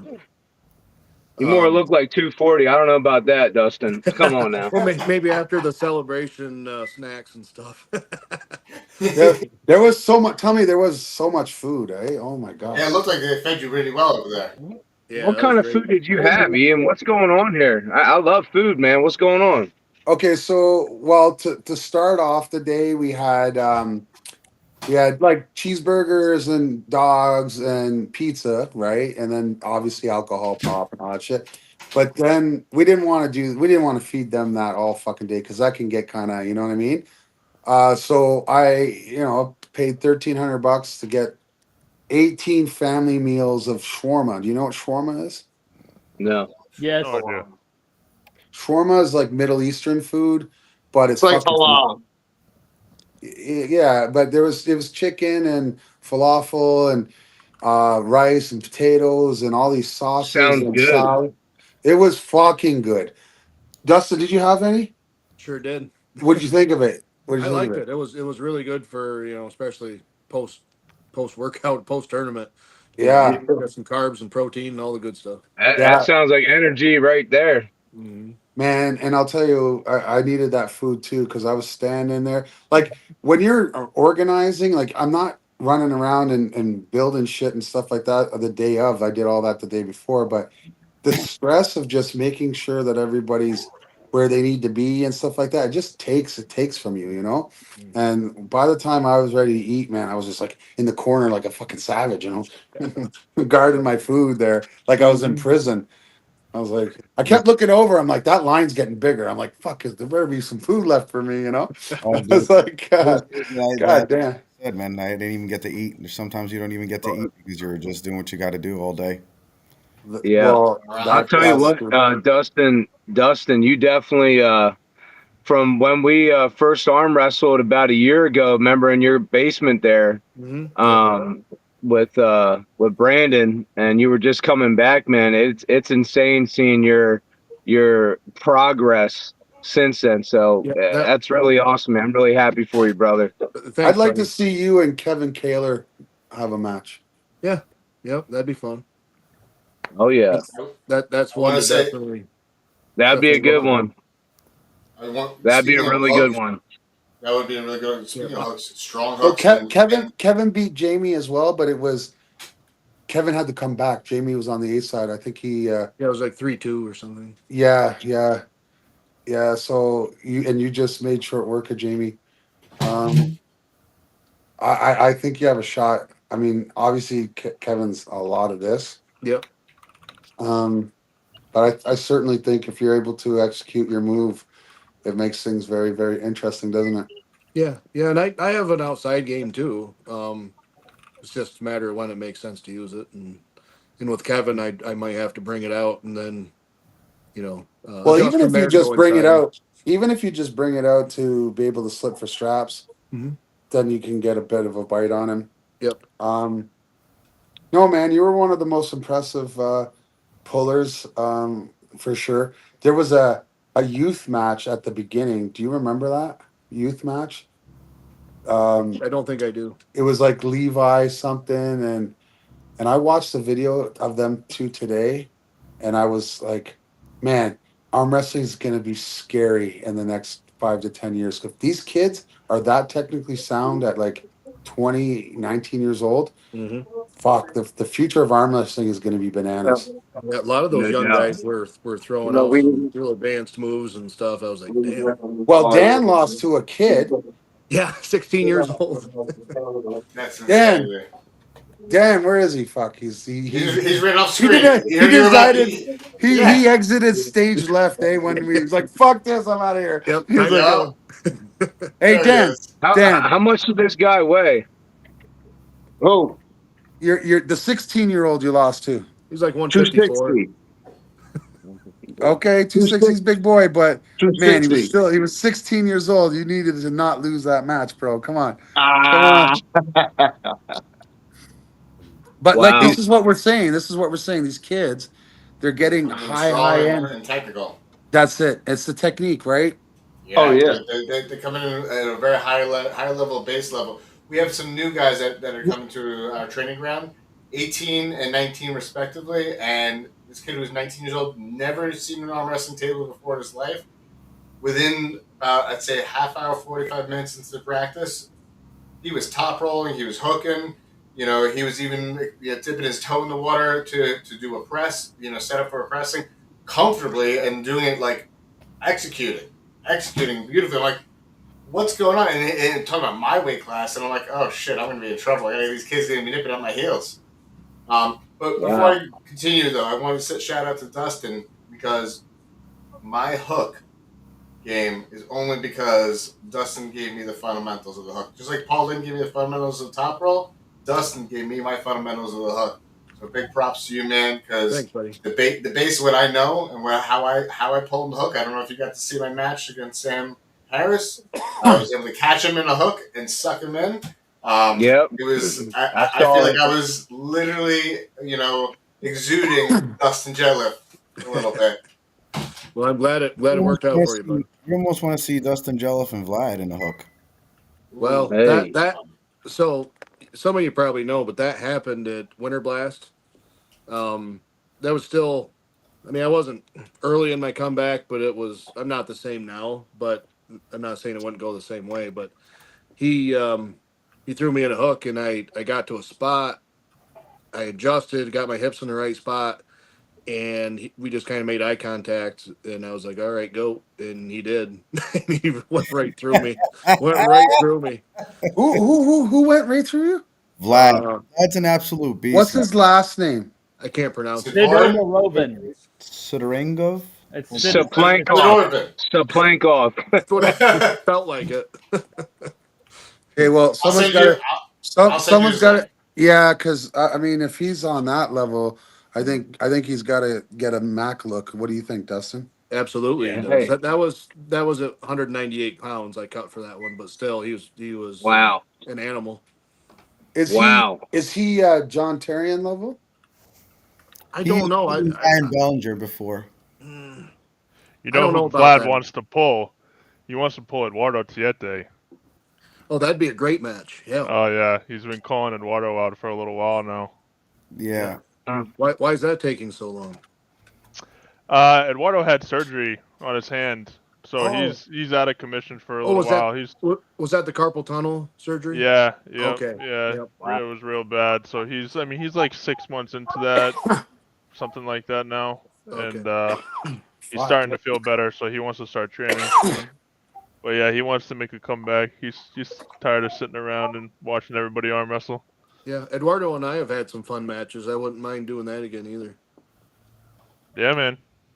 Hell yeah. See, I like what I do now because I don't really arm wrestle, but I'm always involved in arm wrestling. So it's funny because, like, I've seen all you guys and pulling, and it's super exciting, and I'm organizing arm wrestling, but it's like I can't really say I'm an arm wrestler anymore. You know what I mean? Like I just You're an don't arm do wrestler it. through and through, Ian. Stop it. You're an arm wrestler through and through. You lead arm wrestling. I think straps come out of your veins, man. Well, I'll What's an say arm this: wrestler I always an arm love it. wrestler? I Yeah, I love it, think that COVID got to your head, man. You need to calm down. dude. If you would have been inside my body after the match I had, like I spent 2 days leading to one side because all the muscles in my back were shot. Like, Hey, and well, I, and You I didn't was even like, train for arm wrestling, you're but you're still married, an arm right, wrestler. Ian? You're married, right, Ian? no, I'm separated. Mm. What? I was about to say you gotta get her to rub Oh your back, man. man. You'll be all right. Well, I did get a back rub. Did Dan? Did you see the woman I was with there? Yeah, she was a very good looking What, woman. what There you go, my man. what's if you had to You mean describe JJ Jackson? if you had to describe the panel what this girl looked like, how would you describe her? Tattooed. Like a friggin' a bottle, a Coke bottle like that, She had Dustin. Did you see my Nope, girlfriend? nope, I didn't see her a bit. You're not dragging me into this. So let me tell you this. If this is a corner of a building, okay, and she's Yeah. walking this way and she's gonna disappear, the first half of her body will disappear and it'll take 3 seconds for the rest of her body to disappear. I got you. Okay. I That's told I, accurate. s- I kept saying, wait till my girlfriend gets here, and they're like, why? I said she has the biggest ass in the world. She's 5'2", and it Oh goes like god. this. Like you can't even. It's enormous. I could stand on it if I wanted to. See the pride I Wow. have right now. You see the pride I have. Yeah, A fucking. lot of pride right there. Yeah, You yeah. better get some back rubs, man, and get back on the table, all right?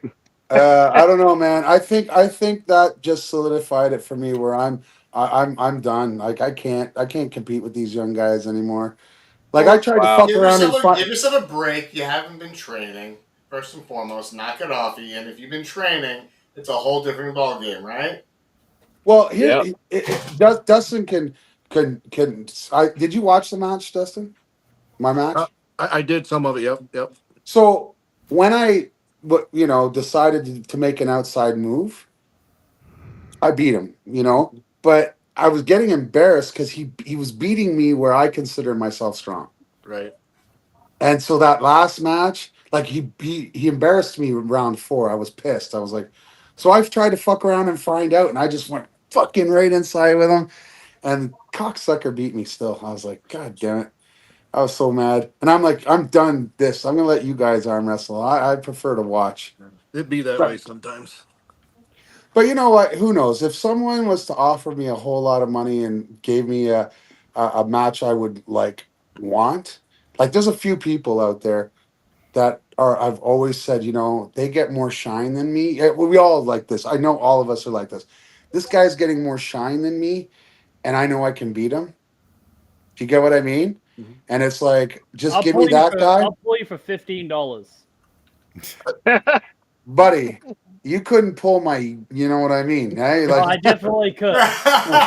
He fuck, asked how he was. There he is, right? We'll launch it to the fucking next room, man. man, I You would. guys, you guys heard it right there, okay? Ian Carnegie ducking me, okay? Just I want to put it out there. Because I he was has like, common you're sense. not fit to shine my shoes, buddy, or hold my jock strap. Whoa, whoa, easy now, easy. Whoa, whoa, whoa. I'm just fucking with you. That's the old WAL guy in me, I Like like that. we get older, but our egos get bigger. Like it's fucking crazy. That's funny. That's good. But That's like the Joker talking to Batman. Dang, that's crazy. well, where do you think I got the nickname Grippler from? Like the Riddler, right? I Like thought it was from when you like Gotcha. you hit get the nipples and just like like gripple them. I thought that's what the nippler no, grippler. it's from my years of pinching quarters. Oh, thanks. And if you believe that, I got fucking land to sell you in Florida. Yeah. No, man. Yeah, Honestly, I could sell ice to an Eskimo. You know what I mean? you know that's like the N word for those people, eh? That's not really nice. You should take that back. I'm on the woke train. You stay on it, baby, because I'm gonna go against it. So, what do you think of the fact that we were able to do 71 super matches in a day? What did you guys think of that? I think that's absolutely incredible. Insanity. Oh, Absolutely. why are you able to go so fast? I'm a little suspicious. Why is it so quick? I'm so, I can't believe it's you asking this question. I thought it'd be one of these other people. I'm just giving you an opportunity to say why, man. I'm trying to hype you up. Okay, how about this? I've been preaching this for a year and a half now.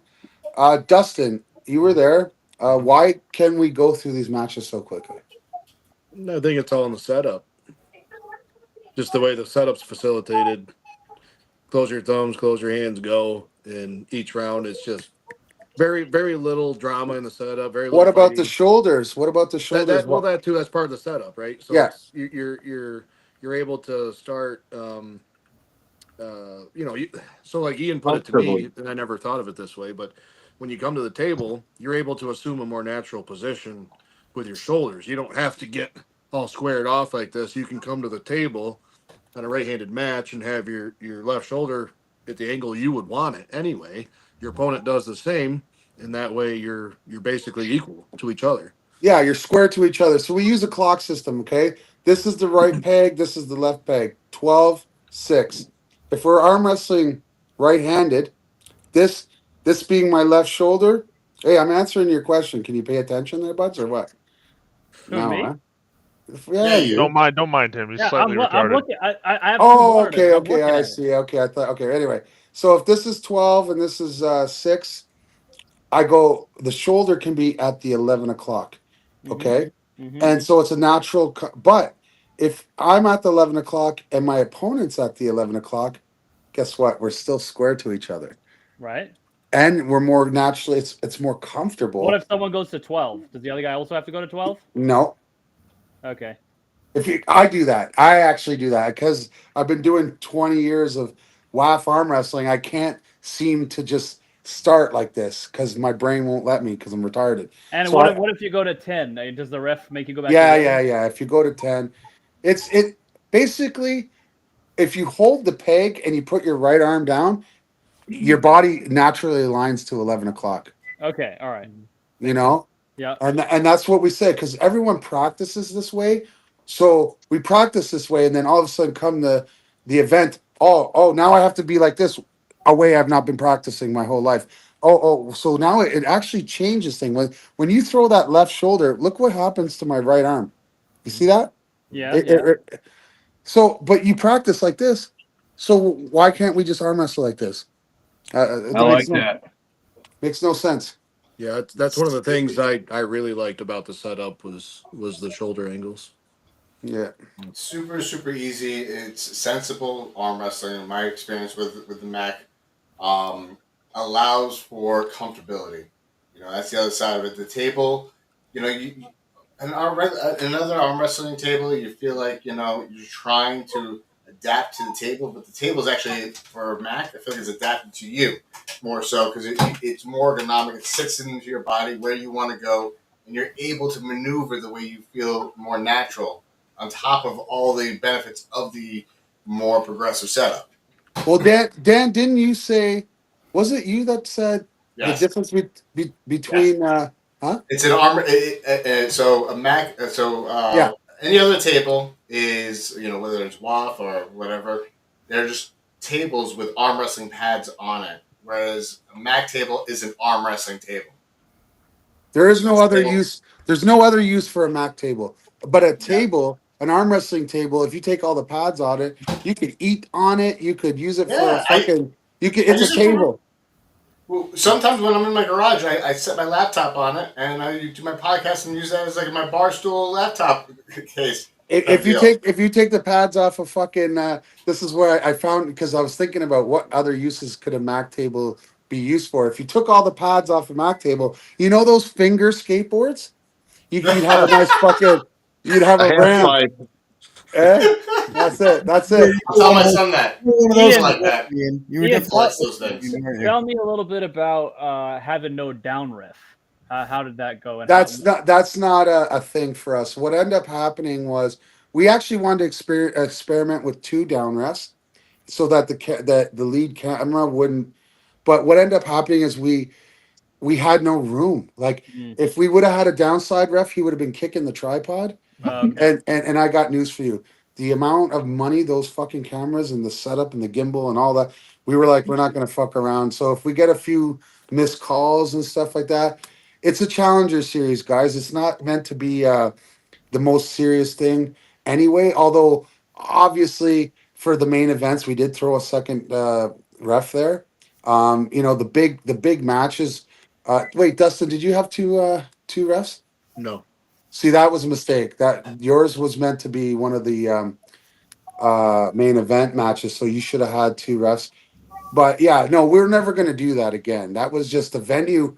The venue looked bigger than it was, but when you put all those people in there and our banner stuff, there was fucking no room. All right, makes sense. You know, so we had to make a decision. I mean, our commentators couldn't even be in the same room. They had to go in a room They were up top. on the second floor. Do you get what I mean? They were, Yeah, and they didn't even get to see the match. They had to watch it on a TV. Yeah. I didn't even know there were commentators till John came down from there. Oh yeah. We set them up. We put a banner back there, and they're set up, but they didn't get to watch it like what I mean. They had to watch it on the computer because there just wasn't any room, and which was cool because it made it really fucking loud. I don't know about you, Justin, but I had my left ear was ringing. Yeah. I it was so loud. I was screaming on a fucking mic, and no one could hear me. Yeah, No, that's, it I was noticed loud. that. Those people were, I mean, they were more intense, more into the matches than probably any crowd I've seen. You know, at events I've participated in. Like everybody was super into it. You know. I honestly can't tell you why that is. That to me was shocking. It's because of Aiden LeMay. That guy's a fucking goat. Aiden LeMay, I like Aiden. He's good. He's good stuff. Good guy. But man, the only downer that, and I won't speak on it too much because I don't want to give this guy any fucking light or shine. The only downer was the politics before, eh? Like all the kids that couldn't pull because they got told that they couldn't go to Worlds if they did and all that stuff. And so we had a couple girls crying, and one of them, their parents had already bought the hotels and stuff. So they showed up from Waterloo, which is a 6-hour drive, and just to watch, but because they wanted to go to Worlds, right? And so they got basically told, if you participate, there's a good chance that you'll be banned. 2 days. Oh man, 2 days before the event, that's when they were told. that's messed up. So we were really mad, and that's why. Well, you mentioned it. That's why I wrote that post on Facebook. It wasn't directed to a particular entity of any. It was to all, because they're not the only ones that ban. I won't say the acronym, just you know what I mean. But they're not the only ones that ban people. There's been other people. Ask Jody Williams. He's banned from somewhere, and it's not that 3-letter well, it's a 3-letter acronym. It's just not that 3-letter acronym. We need to get him on here and we'll talk about it. Okay. Basically, I said Mac is not obligated to bend the knee to any other organization. I will not be checking any banned lists, and we're different enough that like arm wrestling, karate and kung fu is different enough that they're not the same sport, or they have a different rule set, and they look like separate entities. I think Mac arm wrestling is as different as karate is to kung fu. Absolutely. It is a completely different creature. Do you agree with style that, of the sport. Dustin? Yeah, Dustin? no, I definitely see your point. That I think you're right. Yeah. Yeah. So why can't I just be a kung fu master and leave me the fuck alone and all your fucking politics be damned? Because I honestly, that's why I prefer the okay. I'll just say I if I had to align with somebody, I probably would do IFA right now because you know what? They're not banning anybody as far as I know. As far as I know, and Denise, I love her. I mean, she got on the phone the day before, wished me luck. You know, I didn't get any. I didn't get any. You know, the other acronym people calling me up and wishing me luck. That You says a know, lot about her, man. That's a good lady right there. yeah. She was like, you know, she's like, when did we have dinner? You, Leonard, and I. She's like, when was it that we had dinner together? I was like, oh, I think that was Columbus, Ohio, at the Arnold's, like 15, 20 years ago or something like that. And she's like, you were just a baby. You were just a baby. I was like, holy fuck, look at the gray in my hair beard, eh? I'm like, yeah, Denise, you've been around. She's like, I'm 70 years old. I'm like, yeah, you've been doing this a while, you know? But I have no problem. Like anybody that you know, anybody that just lets me live and let me do what we're doing and wants to be a part of it. I don't care if you're banned on 100 lists. Come on over. Well, We got a spot for you.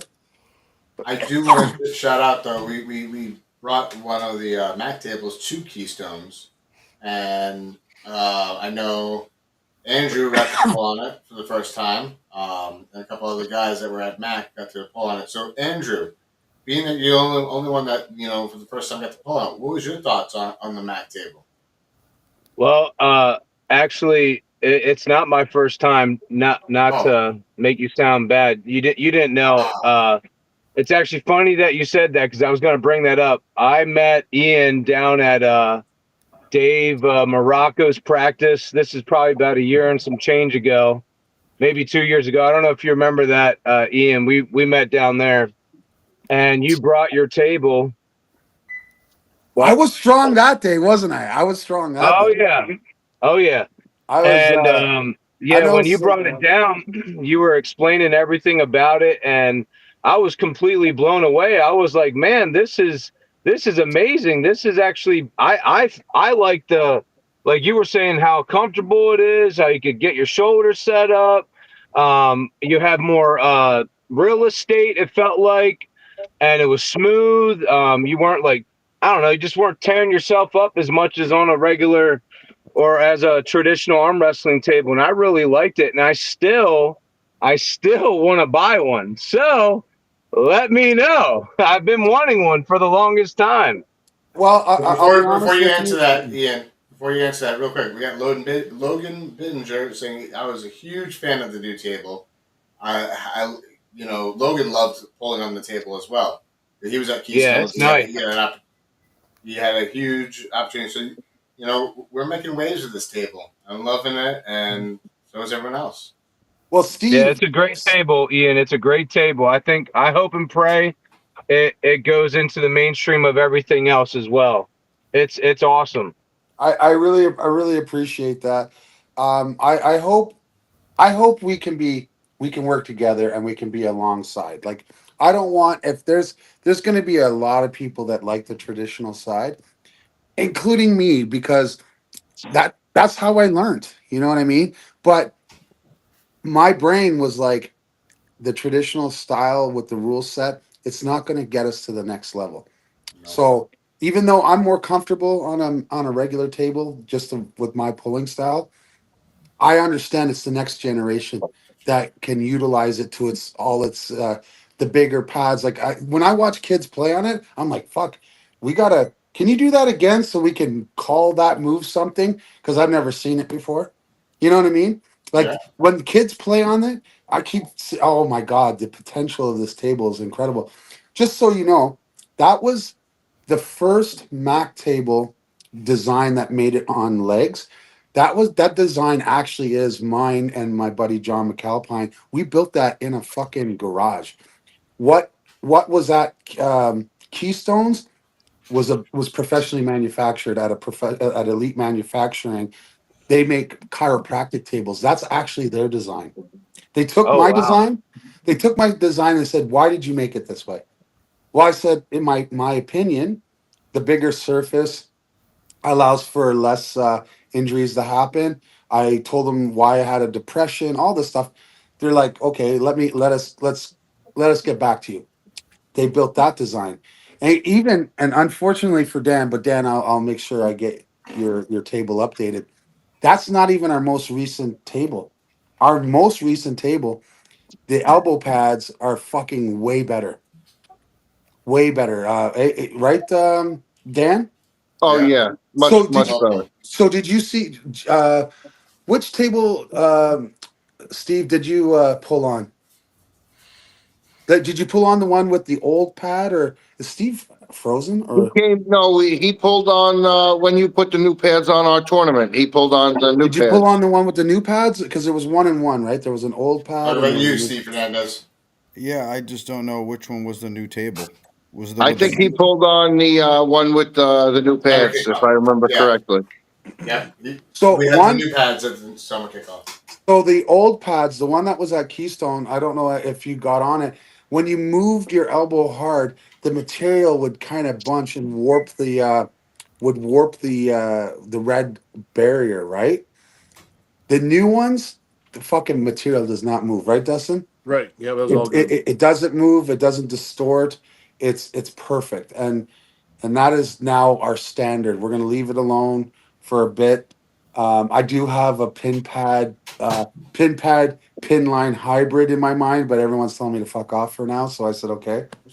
Um, they, they're like, no more fucking changes, no more fucking changes. But it's better because the way I look at it is, if you have a half pad and a half pin line, a nice thick, like four times as thick pin line, but still is wide, four times as wide, but super thin.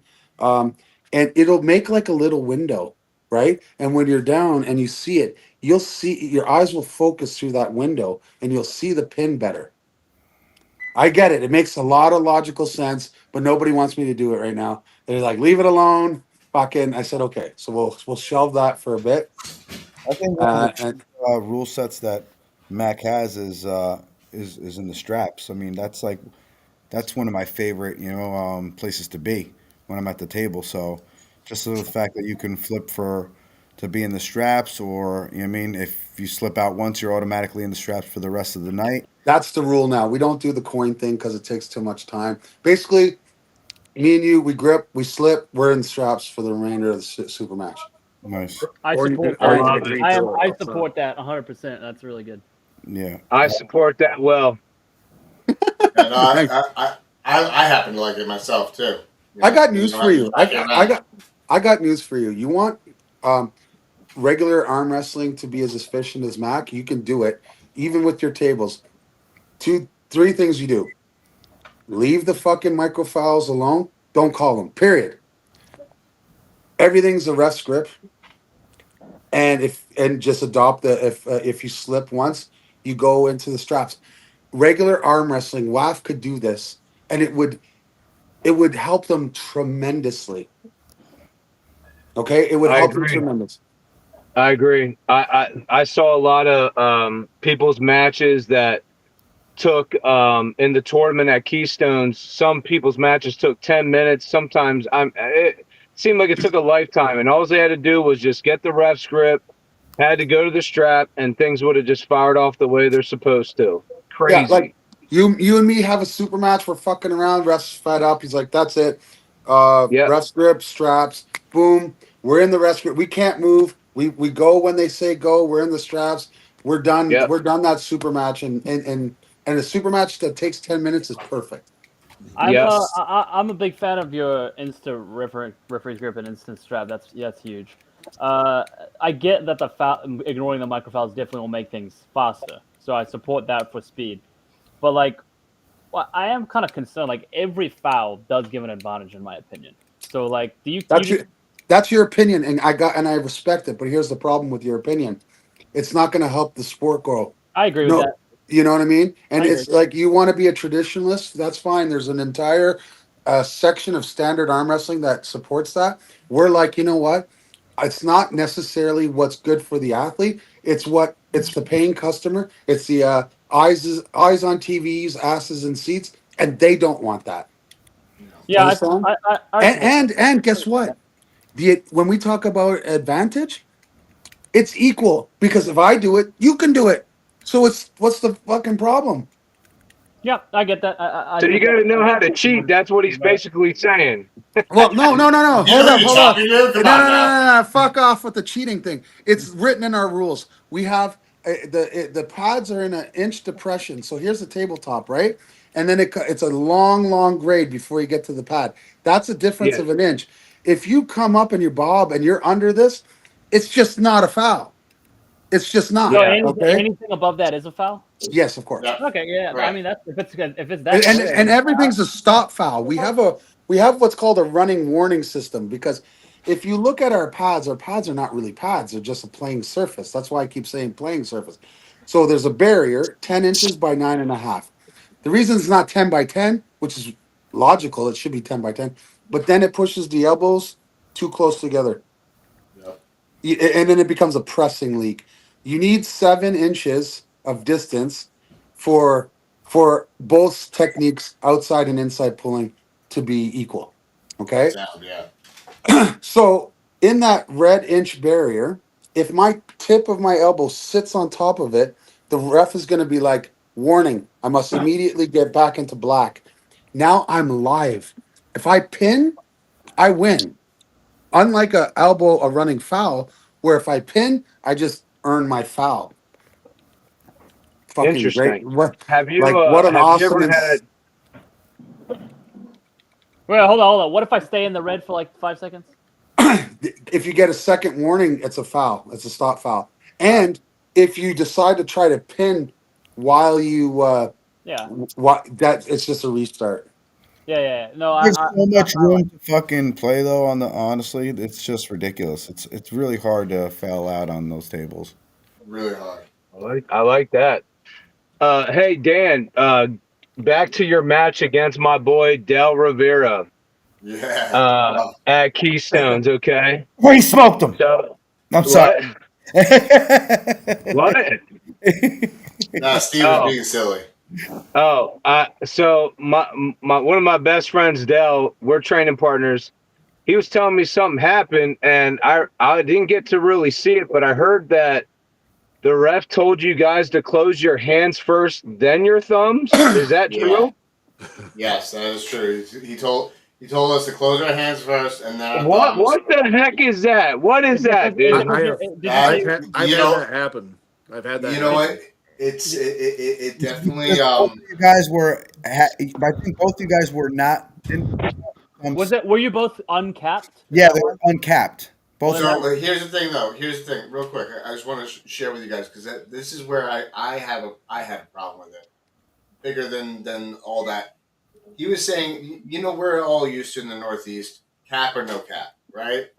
He was saying up down, and I didn't understand what up down meant. At that point, I didn't understand. I should, myself, I should have just clarified, but I kind of figured out every time I chose down, I was winning. So why mess with success, right? Okay. So I was like, yeah, just down all the time, and it just I was like, I didn't know what that meant, and he goes, no, like down and then up.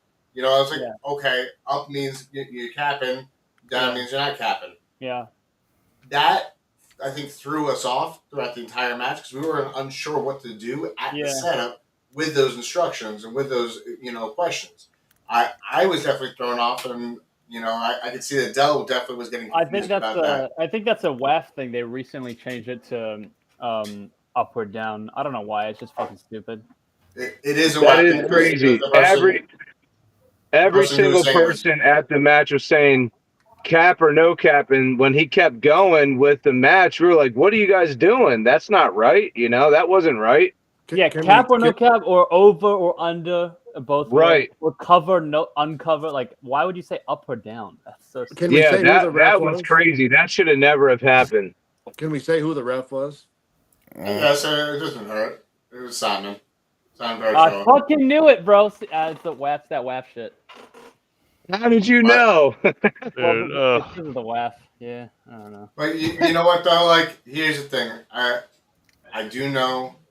I felt bad. I hate winning like that. I hate it. There's literally like I wanted to arm wrestle and I wanted to in all honesty I feel like I was taking away the possibility of having a win by way of arm wrestling and have a complete sweeping victory against everybody. Whoa. Yeah, I'm true. gonna stop you right there because you already beat him before that. You just needed That's to true. Wait, you just Again. needed to beat him again, and Yeah. then you lost on fouls. So you did. I think we need to have a super match in MAC or somewhere else. We need a super match with Daniel Schwartz versus Del Rivera. And just How to about be he comes clear, up July 19th?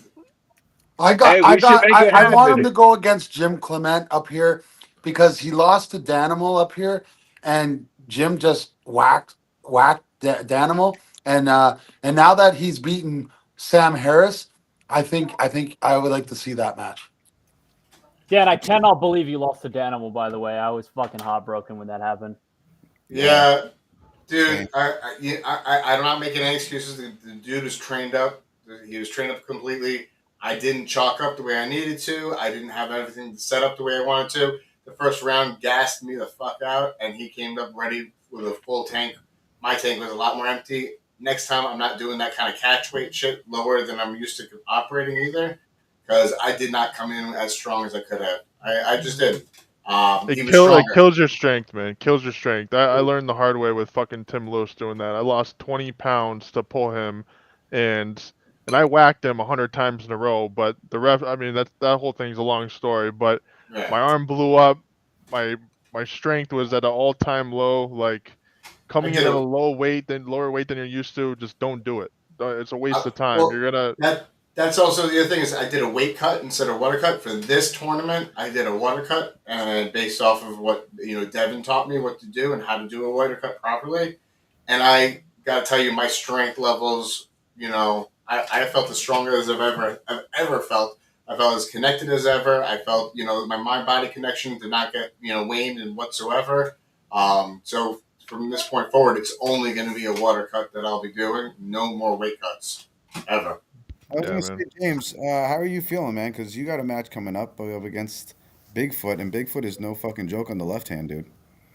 It's a great question, man. It's a great question. How I'm feeling. I feel good. This is what. What weight class are you? Great question. Shit answer. I feel good. Yeah, fuck this guy. Yeah, fuck. Let's get a James hate train to the chat. Ian, whenever you want to pull, man, you let me know. No. James, what weight class are you? I'm super fat class. I'm super fat. I'll gain it a couple extra pounds. I mean, shutting you up.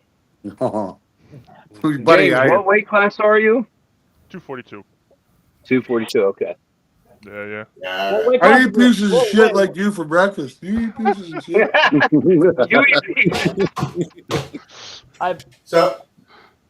do want to ask before we jump into actually next week's event. I do want to go through and do a quick run through because we have an event this weekend. A lot of us are going to be in Chicago, and I wanted to ask everyone's opinions. Let's do a little mini prediction game, if you may. Let's do it. Let's see who's going to win what. I know it's the shittiest fucking picture. I couldn't get a better one. I'm sorry about that, guys. But the only a few days left. We got 5 days. So Devin versus Kadesha. Who do you guys got? Devin. Yeah, Devin. Ian? I don't know, man. I don't know. That's going to be an interesting one. Kadesha's stronger. Yes, agreed. Yeah. Yeah, I agree. Devin's gonna gas him out and then beat him at the end. Unless Alex is that's quick. That's what I think too. I think just like Steve does, but I think he plasters Devin first round. Yeah, I agree. Devin's gonna try to go down and King's move, do whatever he can to keep his arm up, and then it's just gonna go eventually down. I think the second round's gonna gas him out just a little bit more, and Devin might take it, or Alex might win. But I think by the end of the second or the third round, Devin will have that. Yeah. Okay. I do. You got to remember, Alex is super We'll hungry guess too. You Yeah, know, he is.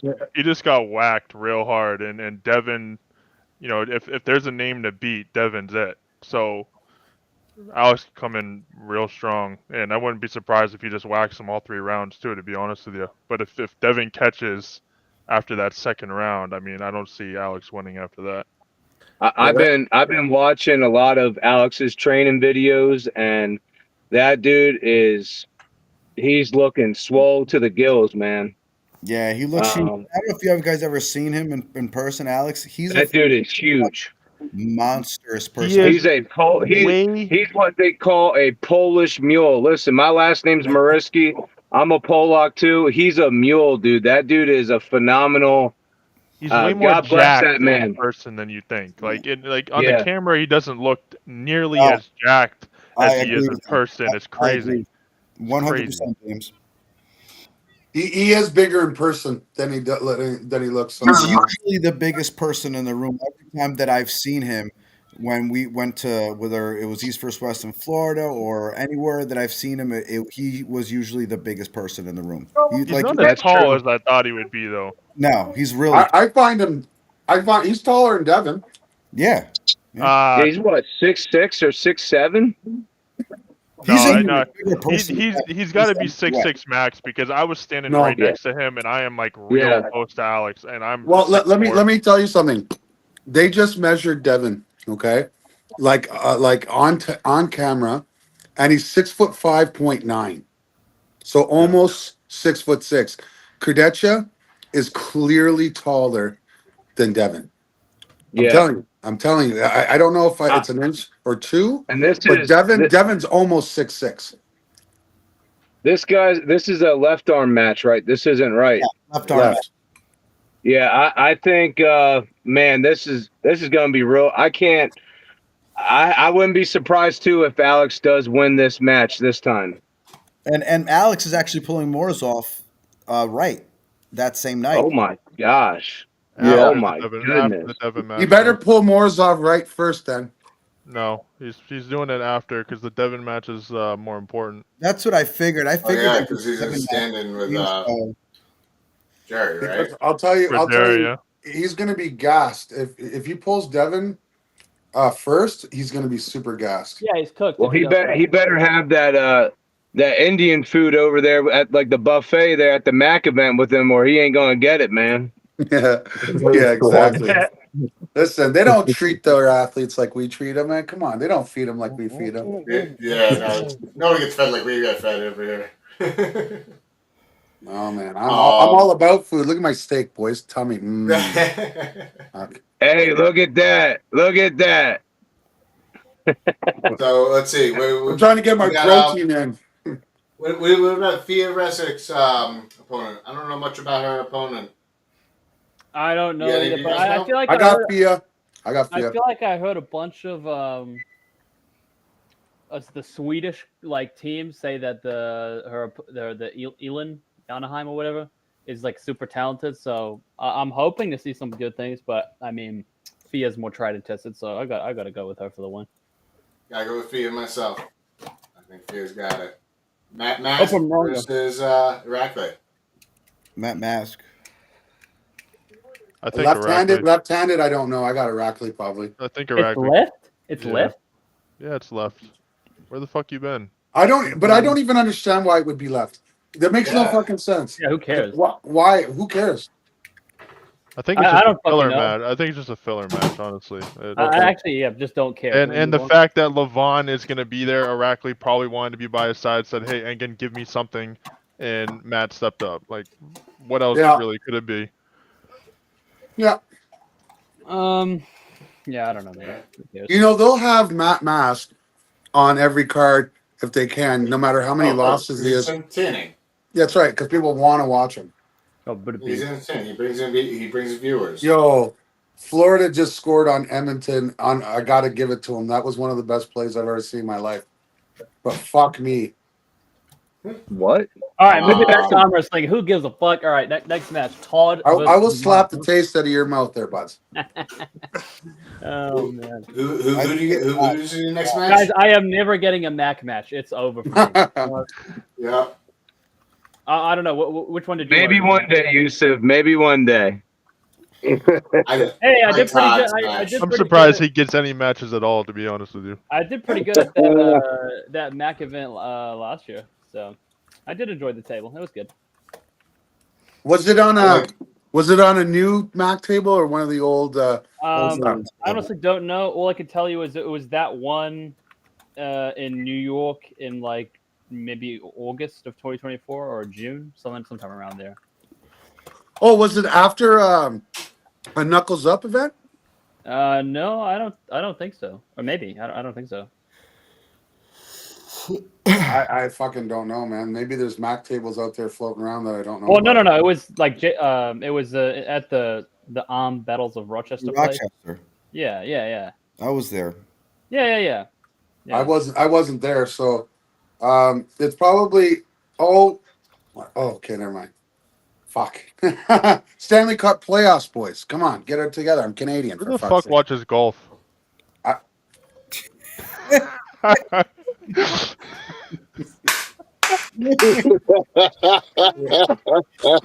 so back to this weekend. I would say Michael Todd. Michael Todd? Toronto? Yeah, I don't know, man. Whoa. I feel like Michael has a talent for losing like every match these days, so I don't know. But, Oh God. But yeah, I don't know. I think Michael Todd's gonna win it. I probably do as well, to be honest. I think he wins it in his long drawn out ways and 3-0 or whatever. But you know, this guy that he's facing, he's definitely no joke. That dude is getting stronger and stronger. Yeah, I think Georgie could ruin his day, but I'm picking Mike. He should win it, but I'm wondering if it's a little too soon for Mike though. It is soon. What do you mean? It is pretty quick. It is soon. It's Quick like what, turnaround. 8 weeks, 6 or 8 weeks or something like that. That's for You know what he's battle doing? with The same Valley. mistake that Hermes made with Devin. Yep. Oh yeah, true. Yeah, Yep. I think so. It's also What a about do or die Ryan thing for Bellinger? Mike too. What's up? It's kind of a do or die thing for Mike too. That's probably why he took it. Yeah, he also he said he needed the he said he needed the money, so respect. Mike doesn't need the money. He just put a fucking pool in at his house. He ain't need money. That's probably why he needs the money. I'm telling you, man. If you're putting a pool in your house, you don't need money. Yeah, I agree with James there. If you're putting a fucking pool in your house, you don't need the money right now, bud. Well, that's what I'm just quoting him. He literally said it in the post-match interview. Yeah, well, Mike always cries poverty, dude. He always acts like he's the poorest guy around. So we got Wagner Bortolato. I don't know his opponent, Manuel. Does anybody know his opponent? Oh, is it Battaglia? Is it that guy? Yeah, Battaglia. Oh yeah, he's pretty good. He's from what is he from? Italy, I think. Don't know him.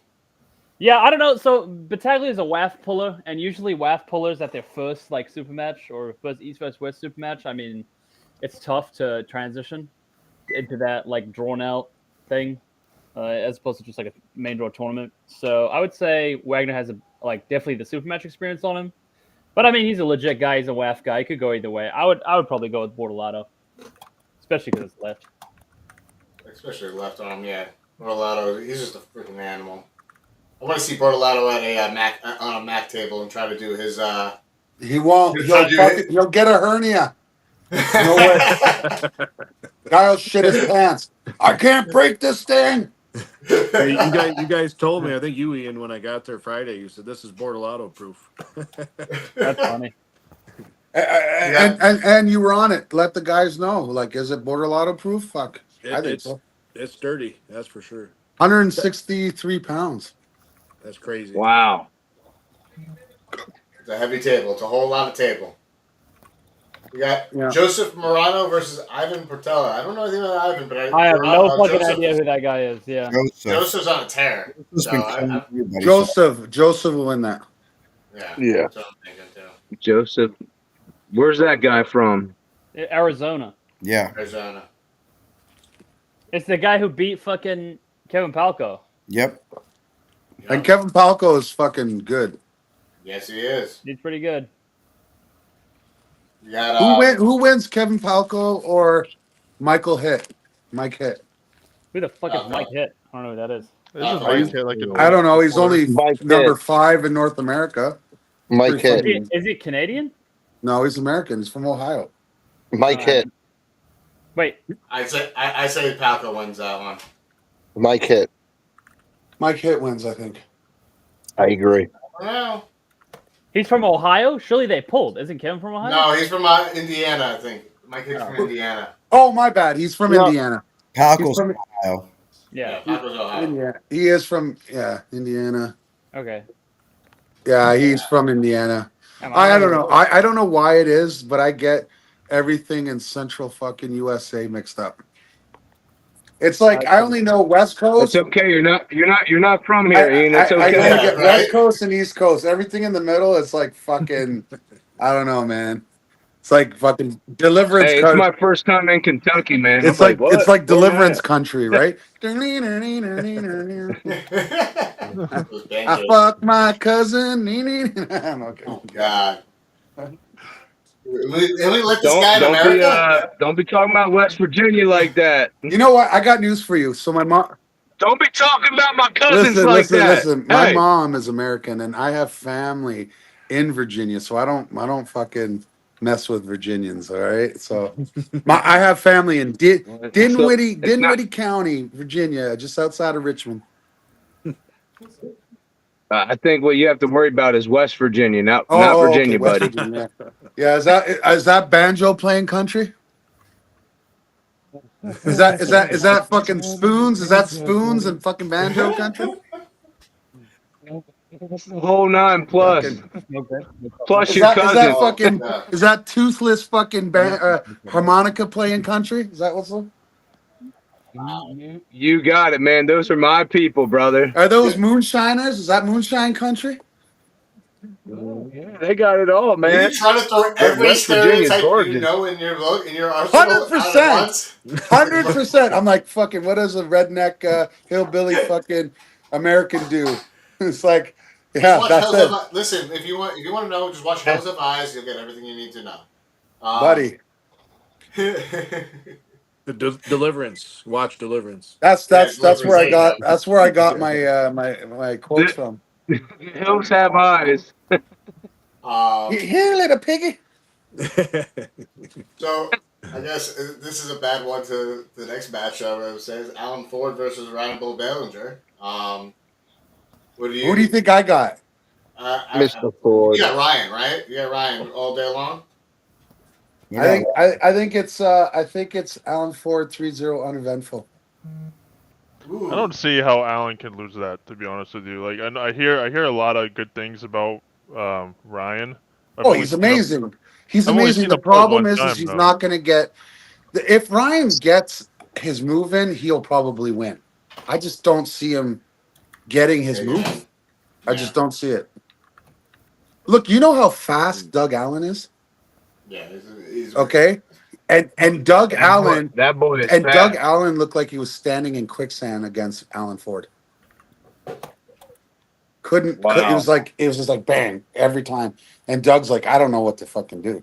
Cause like he's Doug Allen's super fucking intense, right? And he's like, Yeah. I'm gonna fire and then go. I was like, oh shit. So I don't think I don't know.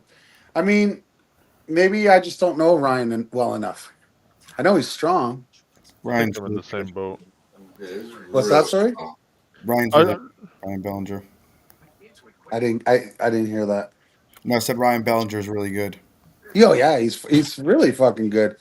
But I mean, and if he makes it a match, he probably wins the match. But if you had the fate of the world on a bet, and you had who's gonna win off go, who are you putting your money on? Oh, Allen. Yeah. I think Allen's got the speed definitely on Ryan, but I think Ryan's top end strength. If he catches any bit of stop on him, Allen's in trouble. I mean, it depends on where the stop is, but if it's anything neutral or at the 45, Ryan's wins. Yes. If it's below 45, I don't know. I say Ryan Vellinger wins it 3-2, very close. I think Allen's gonna get the hit on him first. I think it's almost gonna be like a catch up game, but I think Ryan, the Bull Bellinger's gonna catch You up. know, that's a good prediction too. Actually, Steve, that's well thought. I can see why you would think that. I whatever Ryan does, if he stops the match, if I was Ryan, I would not rush the pin. If I stop it, just fucking make Allen work to get some of that Bleed steam him out of his arm, out. Bleed him out. bleed him out, right? And if Allen's smart, he would take an elbow foul immediately and get a restart. Yeah, and just keep on bleeding him out little by little by little. I I'll think, tell you, the first round will actually indicate a lot for me. yeah, to see. If Ryan wins the first round, I don't see Allen winning at any of them. No, I agree. Yeah, if he's I fast agree with enough that to take the entirely. hook too. Yeah, I agree. You know, I but I agree with do that think entirely. I don't count for that at all. I do think he could get a pin, maybe a flash pin, but I feel like that Ryan's going to be able to catch him, and if he does, that's going to be over for him slowly. Yep, I think so too. Yeah. Um, I still have Allen winning 3-0 uneventful. Like it's all logical. Everything everybody said is very, very logical. Those are logical ways of looking at how the match is. I'm just saying, who would you have over Pork Chop versus Ryan? hmm, Because I have Alan Ford over Pork Chop. Mm. that's a good question. That's actually I don't know. I think it can go either which way because I think top end strength. Like we actually Ryan's in the chat right now. He's giving you a winky face. I think hmm, that would be an interesting power match right there because I think strength levels. Ryan's up there with some of the strongest dudes that we've ever seen. Yeah, definitely At that that way. weight. Yeah, No, absolutely. I listen. I mean, I'm not trying to retract what I'm saying. Yeah, I no, think Alan Ford will likely win 3-0. But I also respect Ryan enough to say if he wins the first match, he probably wins 3-0 because he is stronger than Alan Ford. But I got news for you. Alan Ford is never the strongest guy. yeah, no, he's faster usually. You Yeah, know, no, his hand is strong, his wrist is strong, and he's blazing fast. And if you're always trying to catch Alan Ford, that's not the game you want to play. Right. You have to take it to Allen. You Yeah, have to yeah, take it to Allen. I think speed is going to play a big factor into this, and that's why. Well, that's a obvious answer, but yeah, you're And right. and I so think that's where Ryan's going to have to literally, Yes. catch up to him. And if he does, I think he's going to end up catching him probably like around the second round.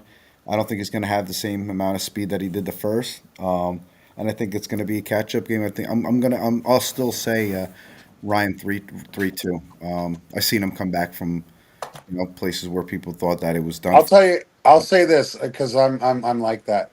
I'm flaky.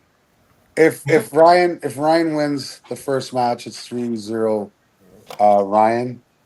I actually don't see anybody. I don't see it being a split at all. I think it's a sweep either way. wow. Okay, bold Yeah, statement. I feel like if one can execute their move, I just don't see how the other counters. Do you get what I'm saying? If Allen cannot flash Ryan, Ryan wins every time. If Ryan cannot stop Allen, Allen wins every time. You know, that's my logic. And watch it turn out to be just like the way fucking Steve said it. And the new guy outthinks the fucking veteran here. Ian, just curious, what's Alan's walk around weight now? 225. Okay. All right. How tall is he? Just under 6'2". All right.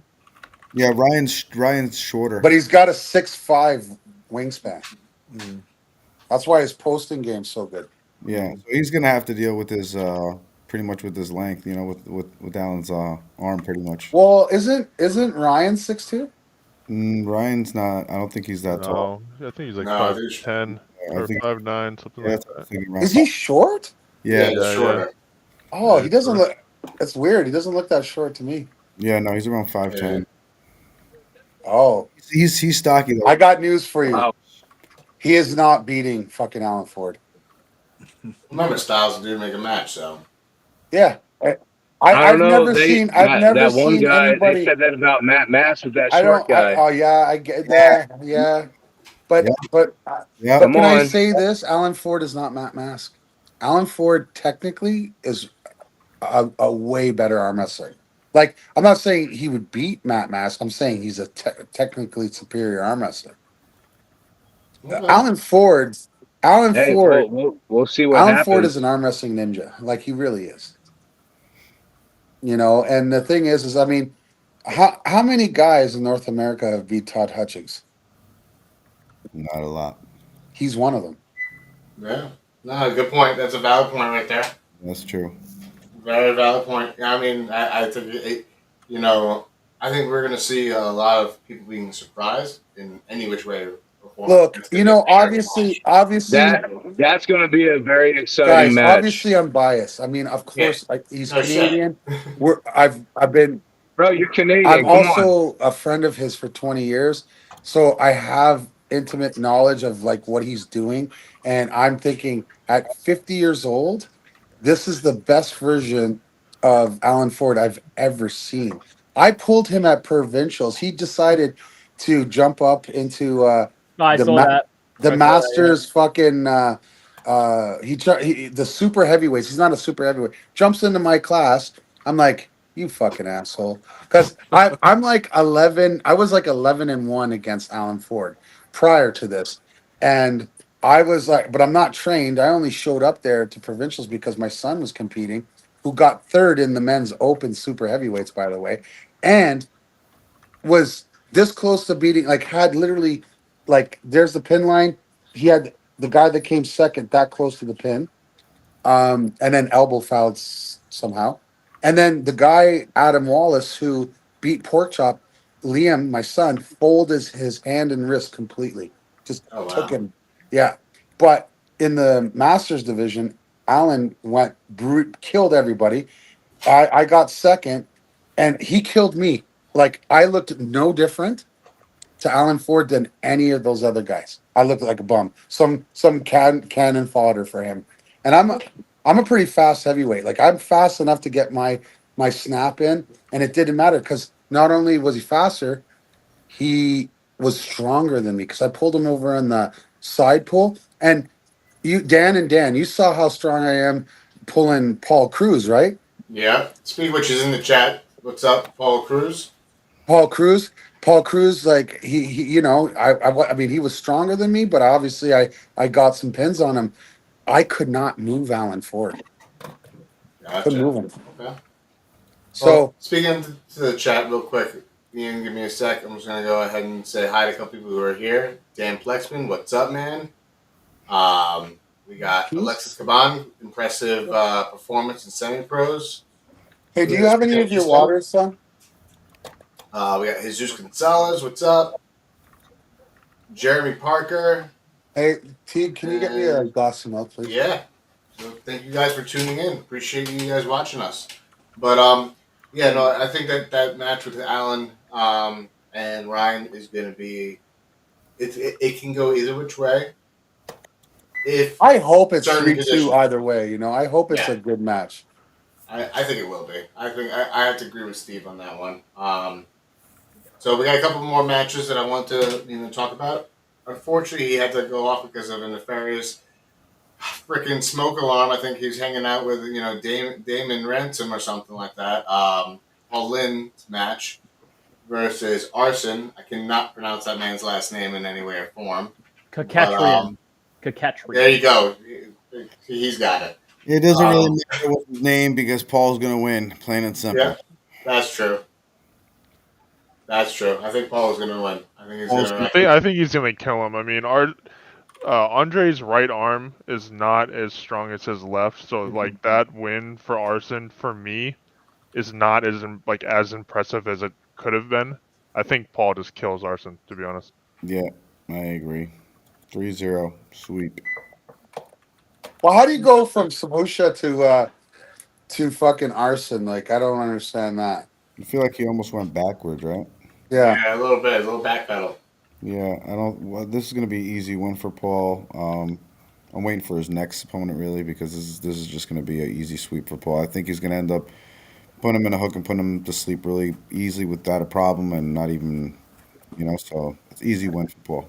Engen's Hey, always said that he's had go trouble check. getting visas for other pullers. So I'm wondering if, this is just what he had as an offer. You know what I mean? Yeah. Because Yeah. he couldn't really find anybody to get a visa to come over. Yeah.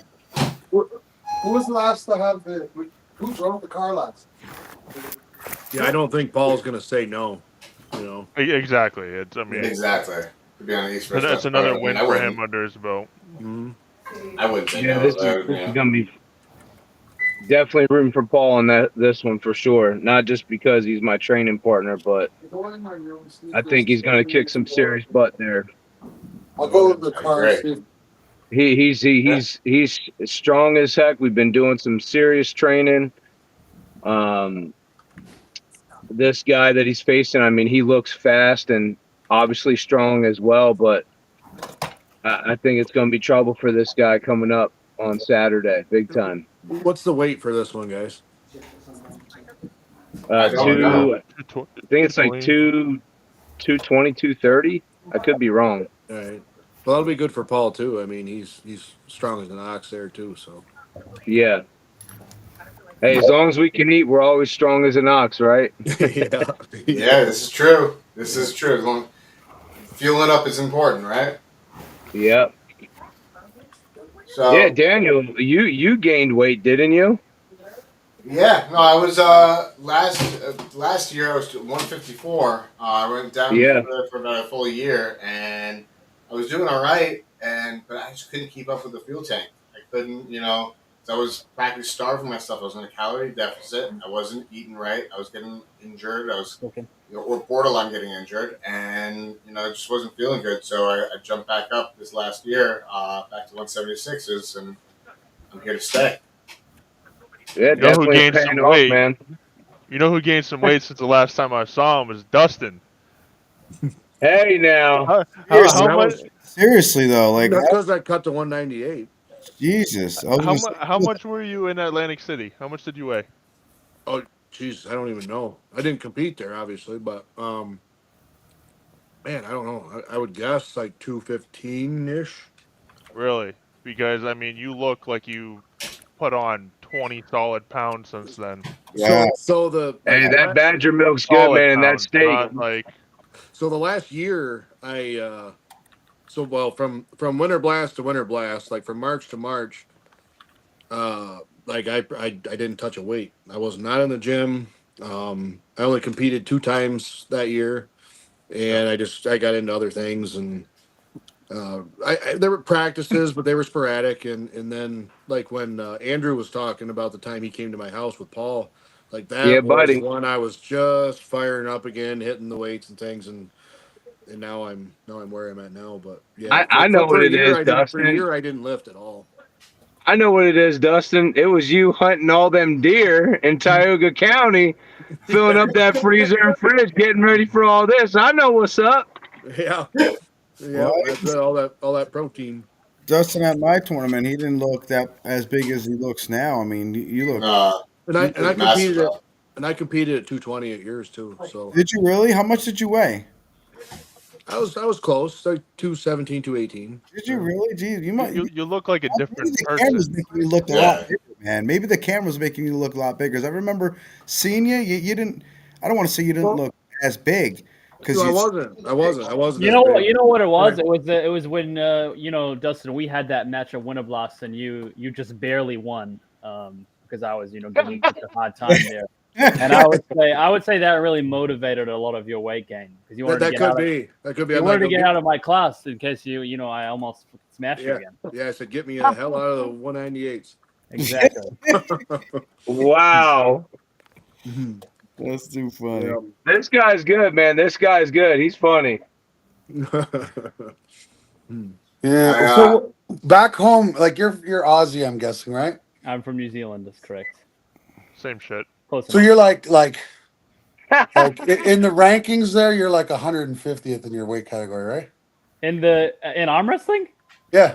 No, those guys suck. I'm like probably top 2. Yeah, I don't believe that. All right, fair enough. Well, I mean, look at Bowen, you know. So Yeah. You know, I'm actually trying to bring 2 New Zealanders over. Ooh, Big Matt and who else? A female. Oh, I think I know the one actually. Is it that powerlifter? Ashley something? did you just Yeah, misgender someone? Yeah. That's the one. Oof. Oof. Yeah, I got Get that woke Ashley. shit out of here, Dustin. I got Ashley versus Sarah Wilson, and I'm not sure who I want. Maybe pork chop for Matarengi. That would be good. Hey, did I say his name right? Yeah, that's close enough. Okay. That's it, right? He's funny. That's Wait, he's a funny dude. Yusuf, are you coming to Chicago?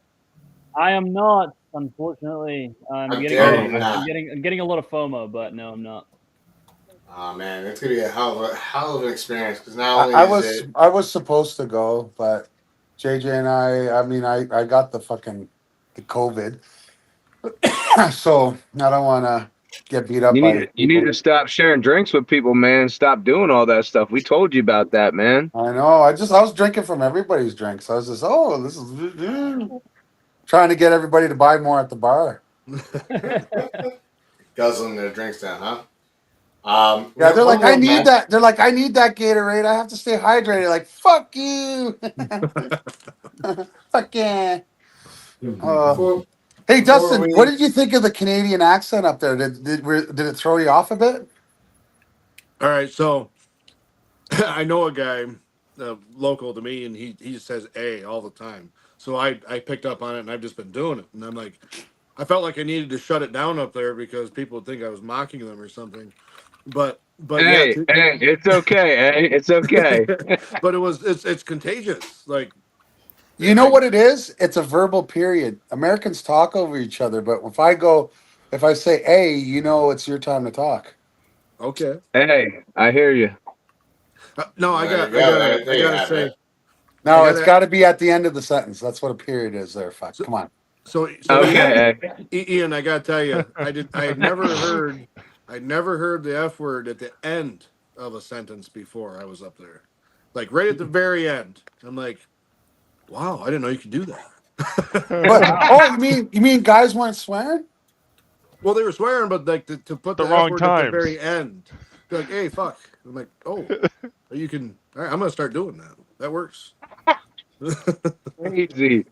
I Crazy. don't get it. I don't know what you're trying to say. Remember, I am Canadian, so that fucking sounds perfectly normal to me. Like, what are you talking about? Well, yeah, I was Brett Complete Mulvihill insanity. or BLM was talking and on some sort of rant, and then he ended with the F word at the end of his Oh, sentence. So I was like, damn, that's pretty cool. Yeah. We're about chirping. You should see when things go bad, the Canadian accent really comes out. Right? Don't let fear and common sense stop you there, buds. Fucking, you can catch these hands. What? Yeah, exactly. Maybe in English. No, honestly, especially out west. Out east, you can barely understand. If you're American, try to talk to a Newfoundlander, you won't know what the fuck. Ian, how do you say moose? A moose? Okay, that's pretty normal. I'll tell you. We don't say a boot.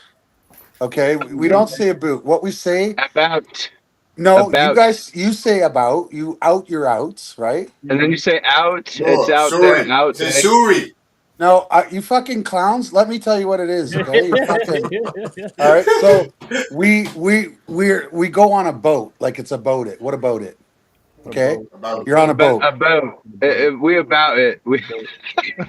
You out it. Bro, I'm not gonna lie. That's even worse. Now we will out the about if we're doing something with emphasis. Like, what about it? You know. But if we're just talking, if we're just talking, it's like, yeah, what about it?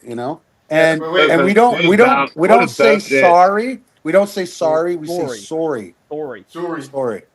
You guys say moose though. You say moose like kind of retarded. You don't do it, but some of you guys do. I guess it depends on where. You got first of all, you know how all of them like America has 100,000 accents. We're the same way. You know, it depends on where you're.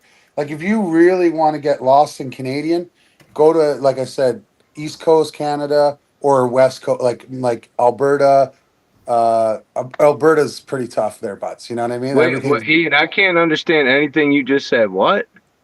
There you go, butts. You got me lost, dude. That's just What? you, bro. That's just you, bro. You're just retarded. Everyone else understood. Oh. Okay. We need a translator. Steve, we need a translator. Yeah. Please help me. No, Well, but Daniel, you seem like you're getting frustrated there, buddy. Sorry. No, I'm just dying right now. I do want to shout out. We got Sergio in the chat. What's up? We got Wade. Wade Roberts says in about 6 months he's going to come after Dustin. Trying to pin you. He's trying to go after me too. That's fine. Bro, if Wade Roberts trained, he might fucking beat Steve Fernandez in 6 months. That guy sucks ass, bro. Fuck. God damn.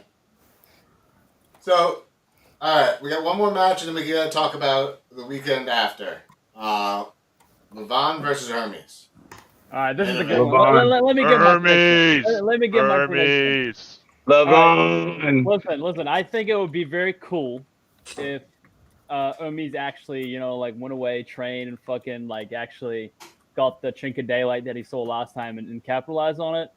But to be completely honest, I just think there's a 0% chance that happens again. I think Levon is I heard Devin say this. I think it's very convincing. Like Levon really hates losing, and if you put that extra preparation and motivation he's going to have to not let Hermes even get around this time, as well as the fact that he's curling fucking 400 pounds, even though it's a cheat code. I just don't see Levon losing a single round, to be completely honest. So that's where I'm at. Yeah, I'm not retarded.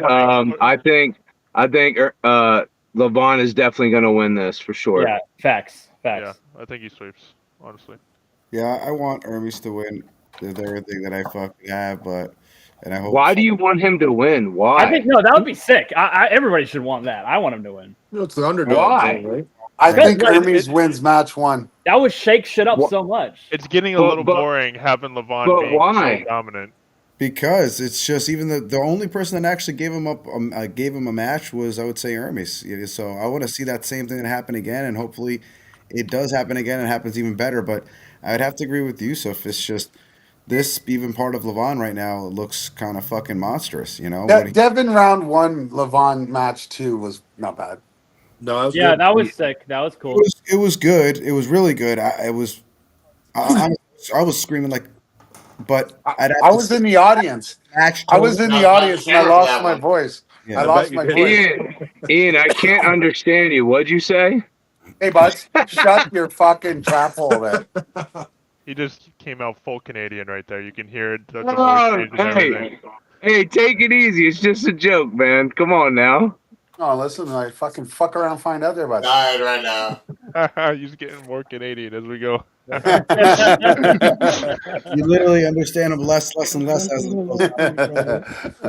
I gotta tell you though, I do that. When I go to the States, I pick up whatever you guys fucking say. I come back and people think I'm American. I'm like, what are you talking about? And they're like, see, I did it both, right? It could also be your body not a type. boot. That's why people think you're American. So What's I mean, that, let's sir? just what? I said it could also be your body type. That's why people think you're American. Fat joke, eh? You think I fucking I got you. Yeah. I got you. You talking crazy, dude? You really made. I'm like a unicorn. You're making real good friends right now, Yusuf. I'm gonna have to boot you off to keep it. Yeah, I mean, his fucking name is Yusuf. What is this? The 1800s? Fucking Nazi Germany. Well, they're a little bit behind in New Zealand, It's not even a New Zealand name. You guys are so retarded, man. But you were named there, weren't you? Who's retarded? It's still you. I think someone with such a big fucking head would have a big brain too, but you're just fucking stupid as well. Oh my gosh! Are you in the States tonight? now? Yusuf, do you live in the States now? Is Yeah, that man, I live in Unfortunately. Yeah, you guys have to where, deal with where do you live at now, Yusuf? I live in Massachusetts. Too close. Oh, that's right. I was That's just right. I gonna remember say, talking not about that. far enough there, buds. Not far enough. That's good. He's a real sweetheart when I'm around in person, though. Let me tell you. Let's be really honest. I just know, Levon, he's going to be the I'll let king him for a pay for my while. breakfast and lunch. I'll take you out. I think Levon's going to be the king for a long time yet. Yeah, and I agree. Listen. You want to know who's gonna? You want to know what young person's gonna beat him one day?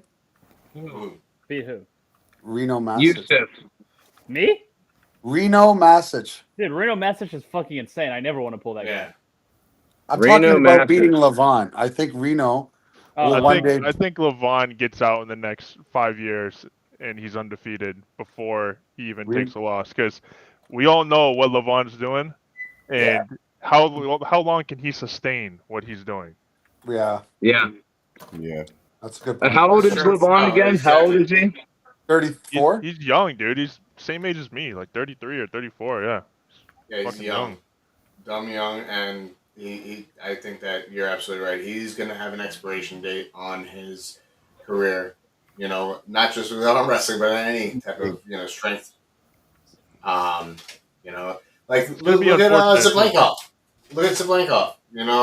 He had an expiration date fairly early on, too, because of what he was doing to his body. There's only so much your body can take of that shit.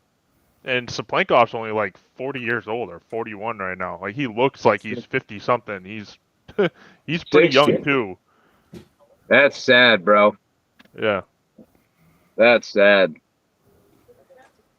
Well, I'll tell you what, though, those Georgians know how to eat, though. They know how to eat. Yes, they do. They certainly do. Now, that man is hungry, dude. That man is hungry.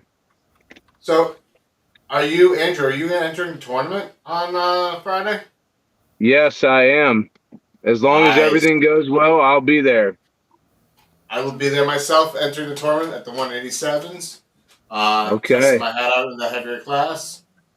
I am not cutting down to 171, as I mentioned earlier. So, I got the tournament information right here on the screen. Take your phone, take a screenshot of it. Any screen things you see. Then just take a screenshot of it, and it'll take you right to the link to learn more about it. That's awesome. Yes, sir. Yeah, I'm super excited about it.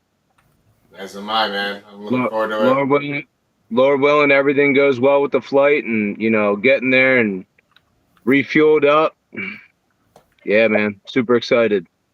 Exactly. And then I will be helping out with the press conference and the actual day of the event behind the camera. I'm working with the camera crew, so I'm going to be, getting the best seats in the house. Sorry, Steve, I'm going to beat you in the seats. Yeah, you usually get. Yes, sir. But all right, so let's keep this train rolling on. We have a couple of guys here who have super matches the weekend after. And it's going to be at none other than Steve Fernandez's event, New York Smoke Super Match Series. Damn straight. Now, we got the second best left-handed arm wrestler on the screen. Whoa. In lightweight, I should say. Out of Yusuf, he's got a match going up against Sam Mitchell. Who's the best? That's me. I'm gonna kick your ass with the dumb. Yeah, that's a good. Whoa. Take it easy. Take it easy. It's plain and simple, man. A lot of left-hand matches, so left-hand pullers, they matter too. That's right, but who was it on the chat here that said it doesn't matter what arm, right? It doesn't matter. It's arm wrestling, right? Exactly. Absolutely. It is arm I think that whole arm mattering thing is like a 90s thing. Like the left arm matches are just as entertaining these days, so I don't know why people give it a flag. Everybody knows the right hand is for holding the peg. Literally nobody cares. For pickleball. Yeah, I mean, I don't understand why more. I don't understand why more people don't pull both arms anyway. That's what I'm saying. I don't understand that. Well, I'll give you my reason why I don't pull as often left-handed. Because you suck. Yeah. Okay. Yeah. You go to Canada and tell them I said that. They, go to Puerto Rico. I got a national, you know, I'm a Go national ahead. title as well. Come on, Go let's ahead. go, buddy. Tell him, Dan. Tell him. But the only reason why I don't compete often left-handed, though, is I do actually have a condition where it does not recover as fast as my right. My right arm actually recovers twice as fast as my left arm. It is a blood flow condition that does prevent me from healing up. Wait, what's the condition? It's called subclavian steel syndrome. It's actually you actually have something? Fuck, man. I can't Yeah. make fun of you. So why don't you just fix it? Hey, you tried not being a pussy? You can't fix it. It's just one of those things. It literally has half the blood supply. I'm just than the kidding, other arm. man. I'm just kidding, man. Yeah, me too, I wonder if I have that issue too. Honestly, because my I would say I'm the same ratio. It takes about twice as long for my left to heal. I don't know if mine's twice as long, but there's definitely a delay compared to my right, and Yep. it's always torn up worse and in different Yeah. in a different spot than my right. And That's I had no idea that was a real thing. Wow. And Listen, I aren't you a also lefty? my left arm won't tell me it's about to get injured. My right will. If I get injured with my left, it just happens. Yeah, that's fair. And I'm actually the opposite. So I know exactly what you're talking about, Ian. I mean, so there you go. There's several different reasons why people will pull more right-handed than they do left, or their more dominant arm, possibly. They'll pull more than their lesser dominant arm because of those specific scenarios. I mean, the mind-body connection, it is a known fact. The mind-body connection to your dominant arm is going to be stronger than your lesser dominant arm. It just is. Because you use it for more dexterity, you use it for more fine motor skills, and it is a I fact. couldn't disagree with you more. I'm right-handed. My right arm is completely dominant, but I am significantly stronger on my left arm for absolutely no reason at all. I'm not talking strength. They They I'm say talking that's about they dexterity say only and the gay men are ability like to. that. What? Whoa, They say only easy. gay men are like that. Yeah, it takes one to know one. Hey, I read a lot. I'm sorry you're uneducated. Yeah, read a lot about the gays, I bet. Hey, listen. I didn't say You anything don't about my want to right be arm being ignorant. weak, though. You have to open that no. mind. You can't be ignorant on things, boy. You have to I'm figure just it out. kidding, man. I'm I joking. know you're from Yo. New Zealand and on the other side of the world and all that jazz, but they Yo, do have the internet now. Before we go any further, no Diddy, yo. No Diddy. Okay? Oh, No Diddy. God. That's gonna be a saying now. No Diddy, no Diddy. All right, it's already been. Where you been?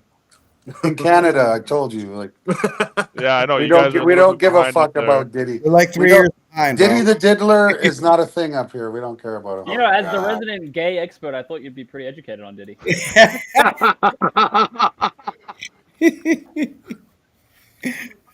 Wow. Carrying on. Anywho. So the left arm actually statically has more strength. move along, potentially Dan. Move than along. Yeah, move along, right? The left arm will have more strength potentially because think of it this way. When you're doing your one-trip wonder for freaking groceries, you're carrying all of that with your left and your fine motor skills are opening the doors Please help me. with the right? And well, I mean, for me, that's what I do. I carry all my groceries left-handed, and I will mess with the lock and the keys right-handed. So, also, if I'm doing anything form of like weeding or picking something up, I'm posting my body weight up on my left arm, and my right arm is the one doing all the picking up of things. So therefore, it's gonna have a little bit more of a static strength than my right. I believe because of that.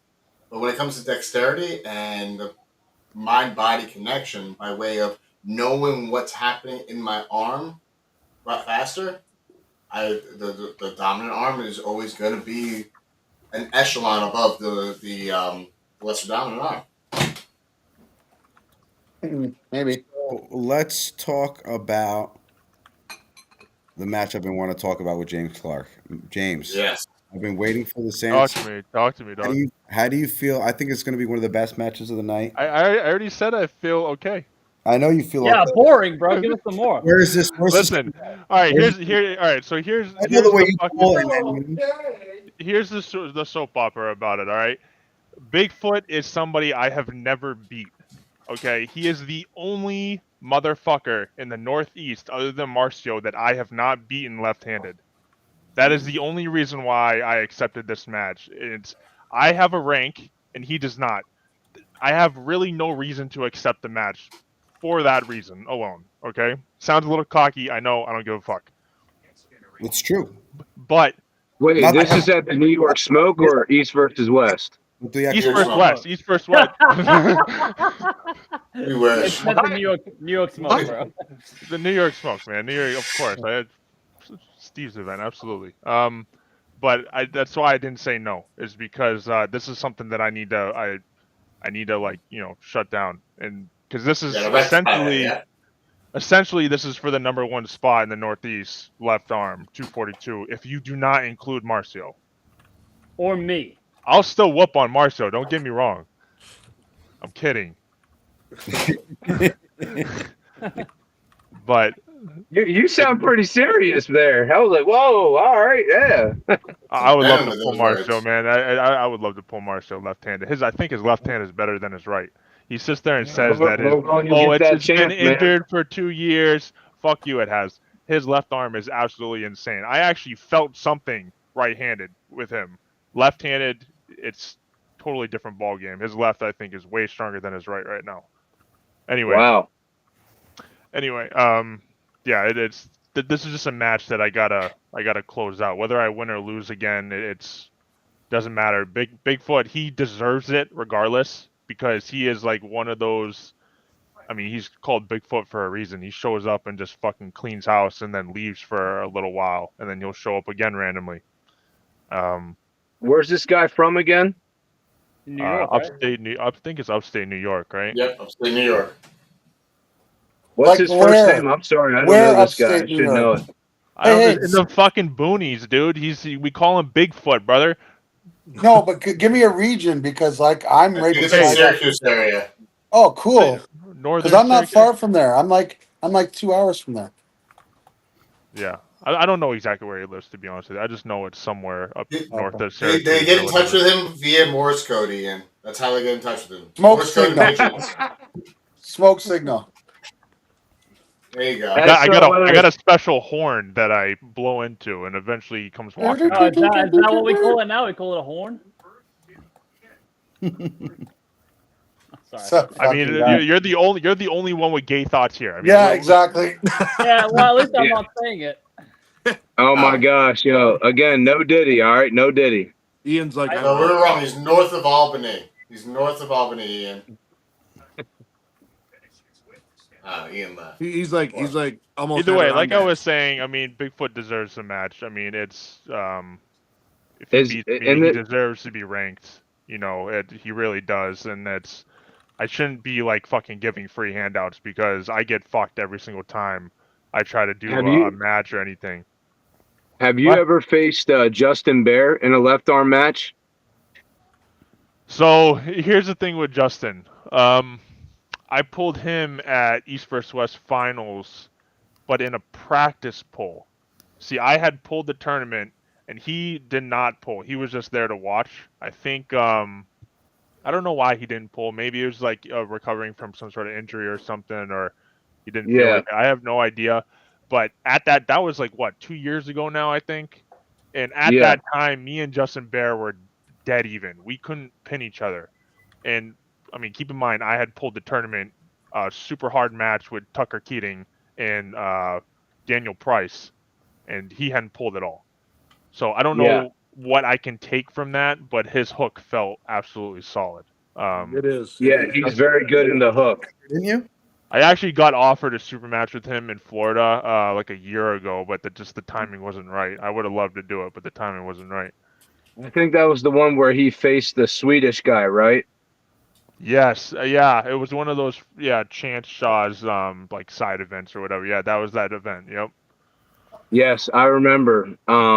So Justin, obviously, he's from my area. We pull at times, and he's definitely one of those guys that he could, get off the couch and pull with the best of them, but he doesn't train as much as he should. And I'm not throwing him under the bus. I know he has other endeavors going on in his life with kids and stuff, but we're always trying to encourage him to get back in it full time. And, maybe that might be another SuperMatch, you should reach out to him about, or I could talk to him about.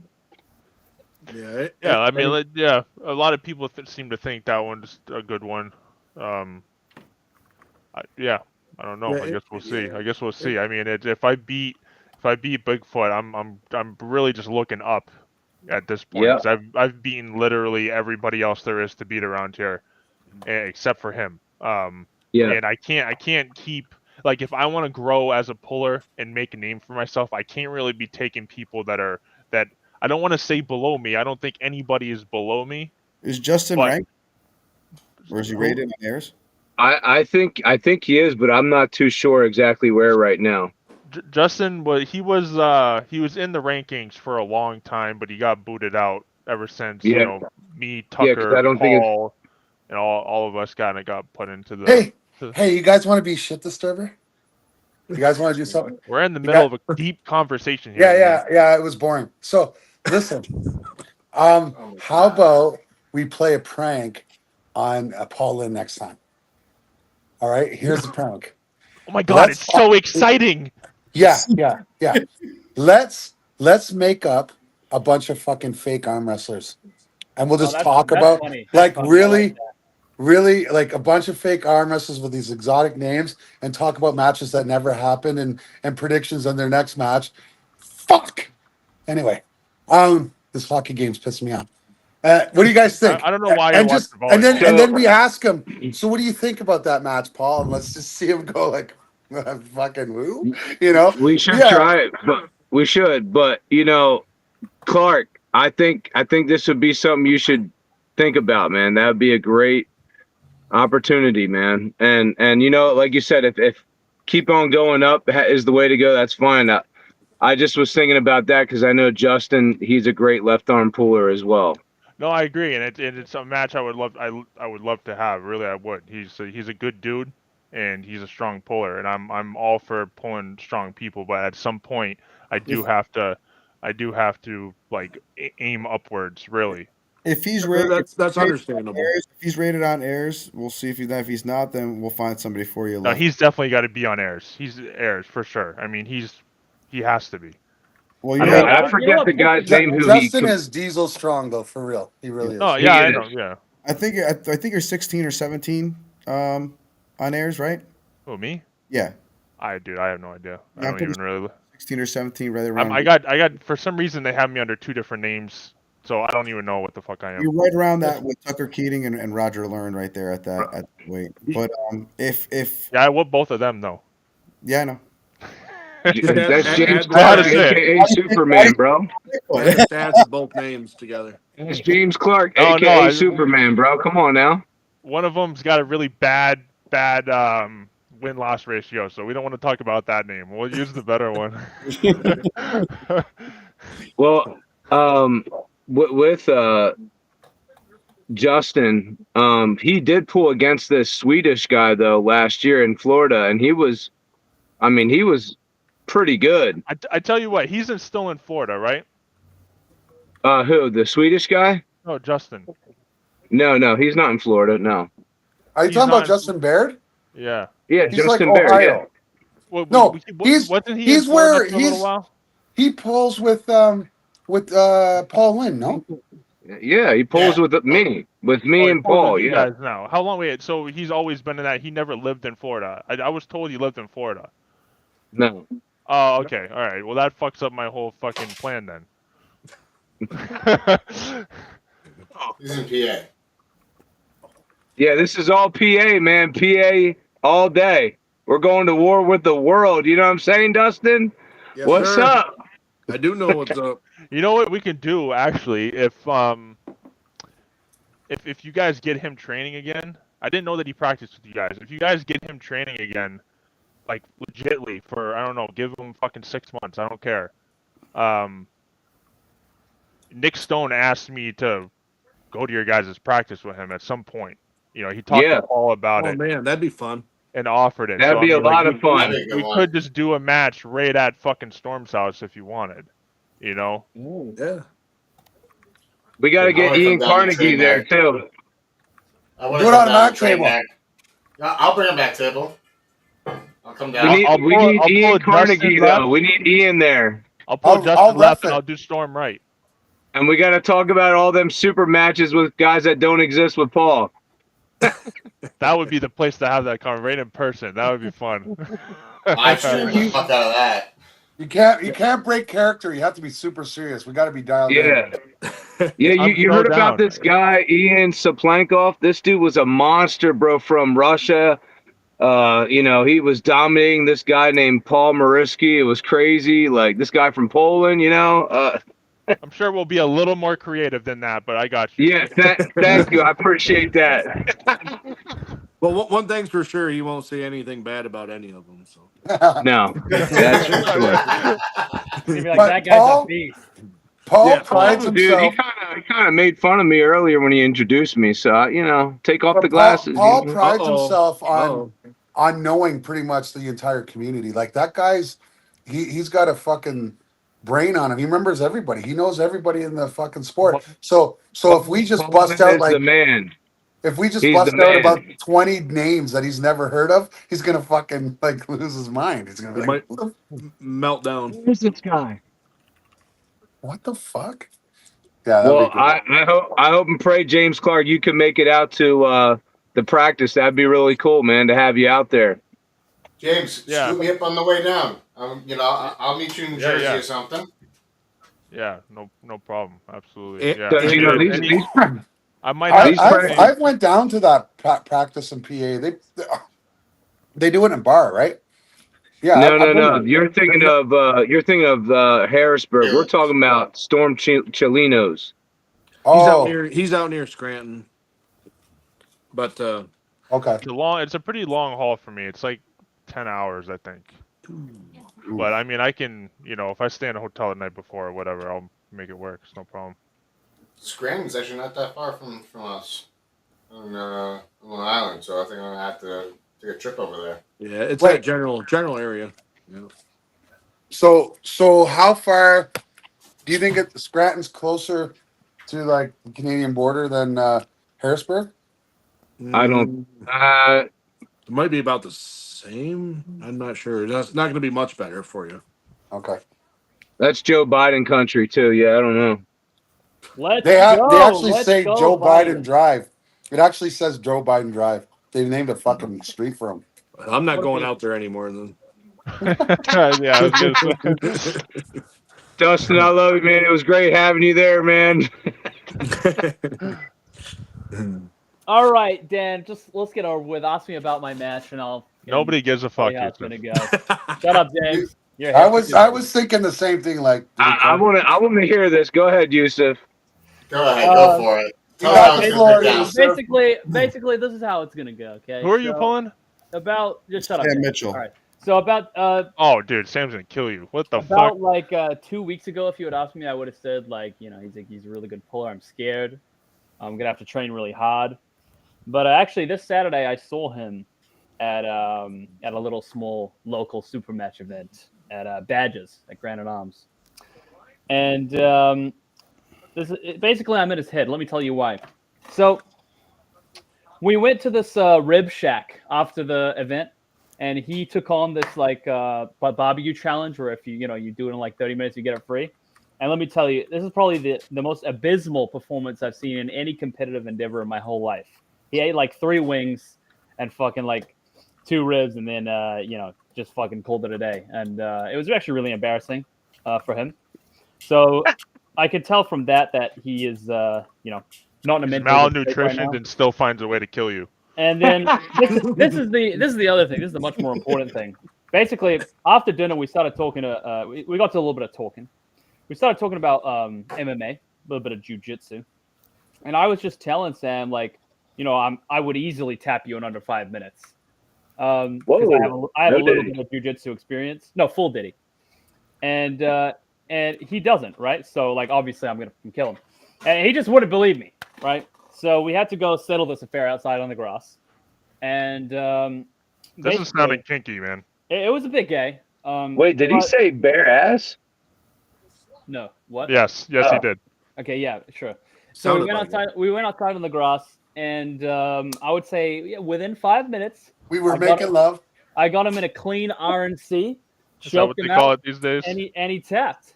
But so And, it took you 5 minutes to choke out a guy that doesn't train. Yeah, I Why mean, is this story so long? He's really fucking strong. This is a boring story. Basically, what I'm trying to say is, Can I get a refund for the last 3 minutes I of am my life? completely in his head, and there's a 0% chance he beats me. I already beat him in eating. I already beat him in jiu-jitsu, so arm wrestling will just be easy. All right, real talk. Have you actually ever pulled him before? Yeah. And how did that go? I mean, he raped me in Vermont, and then. All right, this is a lot of gay. And then I raped him in Massachusetts. Hey, wait, so it's pretty. Smoke my wiener schnitzel. And he never used lube either. He just straight No, dry. no, like we said, Like the pill, they went dry. No Diddy. Anyway, yeah, no, it's like I think we're like 1-1. But he keeps. So wait, he beat you in Vermont. Where else did you face him? I beat him in Massachusetts. Okay. How did you beat him in Massachusetts? I flashed him in a top roll. And how did he beat you in Vermont? He sunk me into a hook in the strap. This all sounds so fucking wrong. But those who have never heard our wrestling talk before, please. Gay as fuck. Yo, this is getting absolutely crazy. Yusuf, I'm truly trying to listen to you, brother. I am. No. It's We're totally gonna be included on the flag for the fucking trans community. Two locked arms. Real talk though, Yusuf, that if you did beat Sam Mitchell, that actually is kind of impressive because he's pretty strong for his weight class. Yeah, I'm really fucking good. But anyway, so the reason why I wouldn't go that that's far. what we were all thinking. That's what we were all thinking. Yeah, Joseph or whatever your name is really Yusuf. good. Yeah, both completely wrong. But anyway, so Yusuf. So basically, no, it's I like that. Joseph. The real talk is that Sam's definitely the favorite, but I believe that I can wear him down. You know, I'm actually going to go out and say something kind of crazy. Not that you guys would know because you guys don't fucking know anything about me or Sam. But basically, Sam is known for his incredible endurance. You know, often pulling, 2 or 3 classes up and still getting a lot of wins, and that is definitely true. Mm-hmm. But something that I would like to put out there is that I actually think I have really good endurance, and I think that is actually going to be the deciding factor. And I think I'm going to out-endure him. I don't think a lot of people see that coming. I think a lot of people don't know that I have good endurance because I usually finish my matches quick because I'm so fucking good. But yeah, I think that is actually going to come into play. So I'm just putting that out there for when it happens. What are you hoping and praying that he put? What move do you want him to put on you on the table, bro? Well, he doesn't know how to do anything. Missionary. He doesn't know how to do anything other than hook. So there's a 100% chance he's going to hook me. If he top rolls me, I'll probably kill myself. So yeah, he's just going to try hooking me. I top roll you? Sorry, say again. Well, one of you. So you're hoping and praying that it goes into a hook move. I mean, I don't really care. I mean, I'd prefer he tried to top roll me. He doesn't want to go into the hook with Sam. I would just fold him if he tried to top roll me. I think the longer this match goes, it's going to be going towards Sam's favor. Sam, everybody knows that he's got a gas tank that lasts forever and he'll pull, like Yusuf said. I think Yusuf is going to have a better chance of trying to flash. Oh, I thought you said Yusuf. Yusuf has on the side, which is good. You know, he's very fast, really quick. But when it comes to gas tank, you haven't showed that in tournaments, so we don't know what it's like, but we do know what Sam's like. So I think it's going to be a deciding factor to see. I can see Yusuf flashing Sam, and but Sam has that really sticky spot that everybody knows about, and it's hard to get. I don't know how it's going to go. I've explored all of Sam's sticky spots. Yeah, we know. Yeah. I think it's going to be a really good match. Yusuf, on all seriousness, do you think this guy is your nemesis right now? Like, this is the guy that you want to beat right now? This is the guy? 100%. This guy is undoubtedly basically the only person left in New England who is good in left hand that I really have not beat. So I mean, maybe there's 1 or 2 people I'm forgetting, but he's definitely a top dog, and I would say that the winner of this could probably consider themselves like interim or basically like the current number 1 left hand under 176 in New England. What weight class are you coming in at with this? I'm going to 176. I'm hovering about 182 right now. I'm going to water cut a little bit. And is there money involved in this? There is not, but I would be willing to go down like $100 if you wanted to. Okay. Wow. And That- how many times do you train a week for this, or how long have you been prepping for this match? Yeah, a big thing for me recently has been gym training as opposed to table time, because I've been pretty beat up, and to be honest, like, I don't, yeah, I think it's more important for me to focus on weights right now. So I'm gonna I've been doing that a lot, probably about 4 to 5 times a week, which is much more than I usually do. Yusuf, have you pulled Dan before? Which one? Dan the Right Nightmare? This Right guy? here, yeah. Yeah. Smoke this guy. Yeah, okay. Whoa! No, in all seriousness, This guy, he's a good trash talker. Let me tell you. Yeah, he's good at the game. That's about all he's good at, though.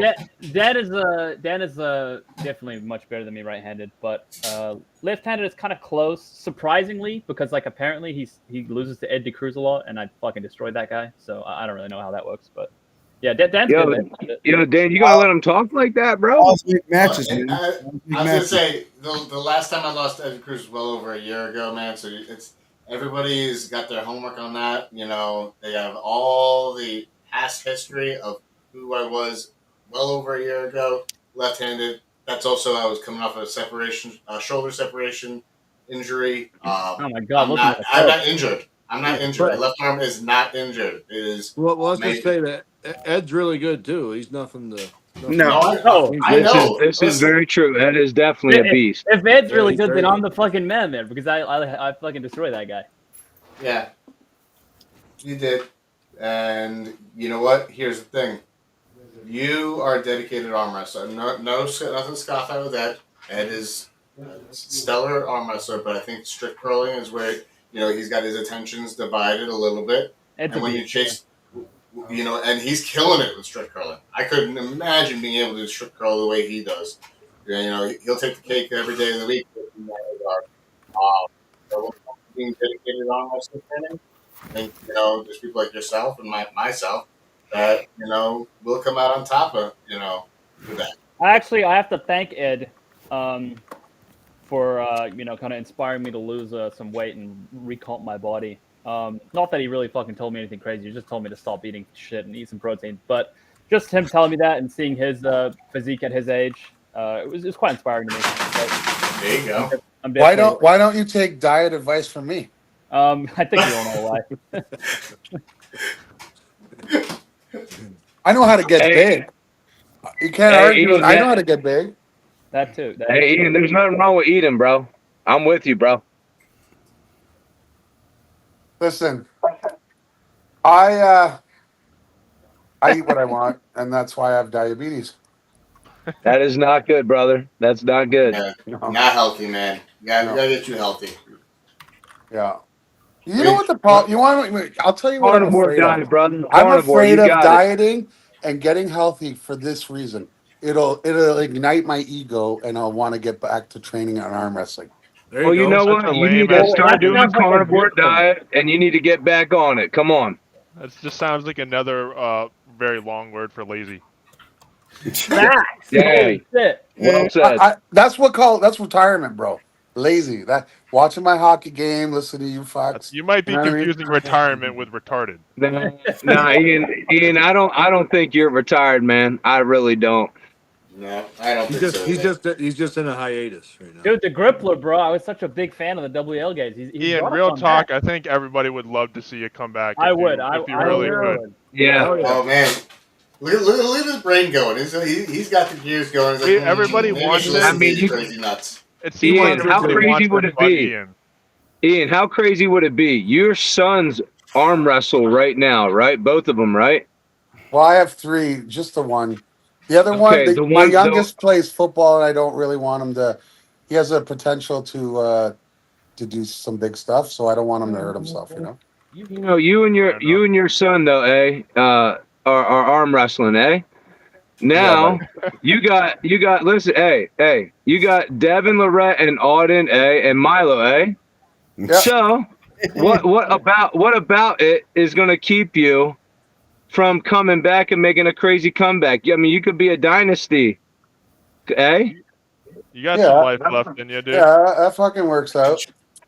That works out. I like that arm wrestling math you just did. Mm-hmm. Hey, Yeah, that's fun. hey. And your utilization of A, I'd give it a 80%. It was not bad. There you go. I'm about it. You got a decade left, Ian. Bring it back. Let's see it. You know you I want approve. to. You know Let's you go, want. All Grizz right, boys. don't. Look at that. Hey, we saw that His pro gears day. are going. He almost just popped the blood vessel. You got one step at a I time, Ian. actually I got a headache now. Fuck. I'm like, God, what was I doing there? Hey, Yusuf, I'm rooting for you, brother. You know what the worst thing Thank you, is? Sam. I appreciate I got that. news Thank for you. I got news for you. I do kind of have the bug again. The worst thing that I could have did was have that match be somewhat successful because I was like, man, I'm winning some matches here, and I didn't do anything to train. I mean, do you know what I mean? So it's a good and bad thing. It's like, but like I know that strength for me to get strong, it doesn't take long, you know?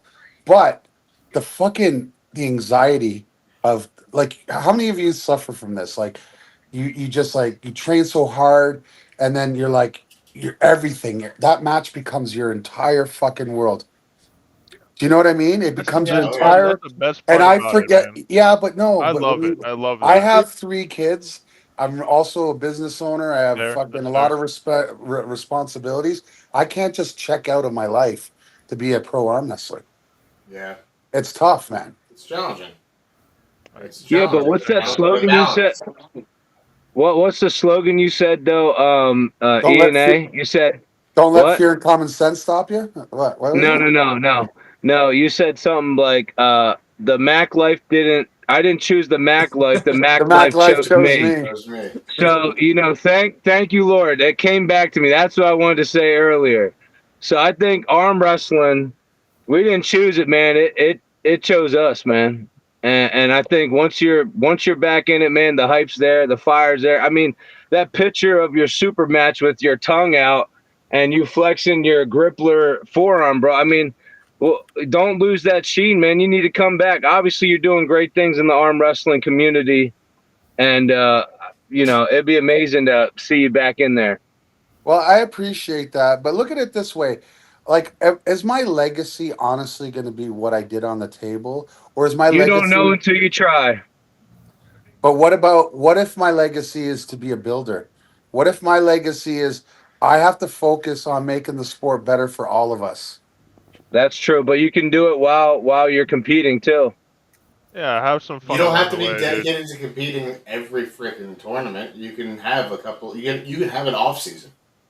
Can I Yeah. tell you, I was actually going to pull your tournament. Tiny said he put me in the left hand, and then I'm like, when am I up? He's like, I took you out.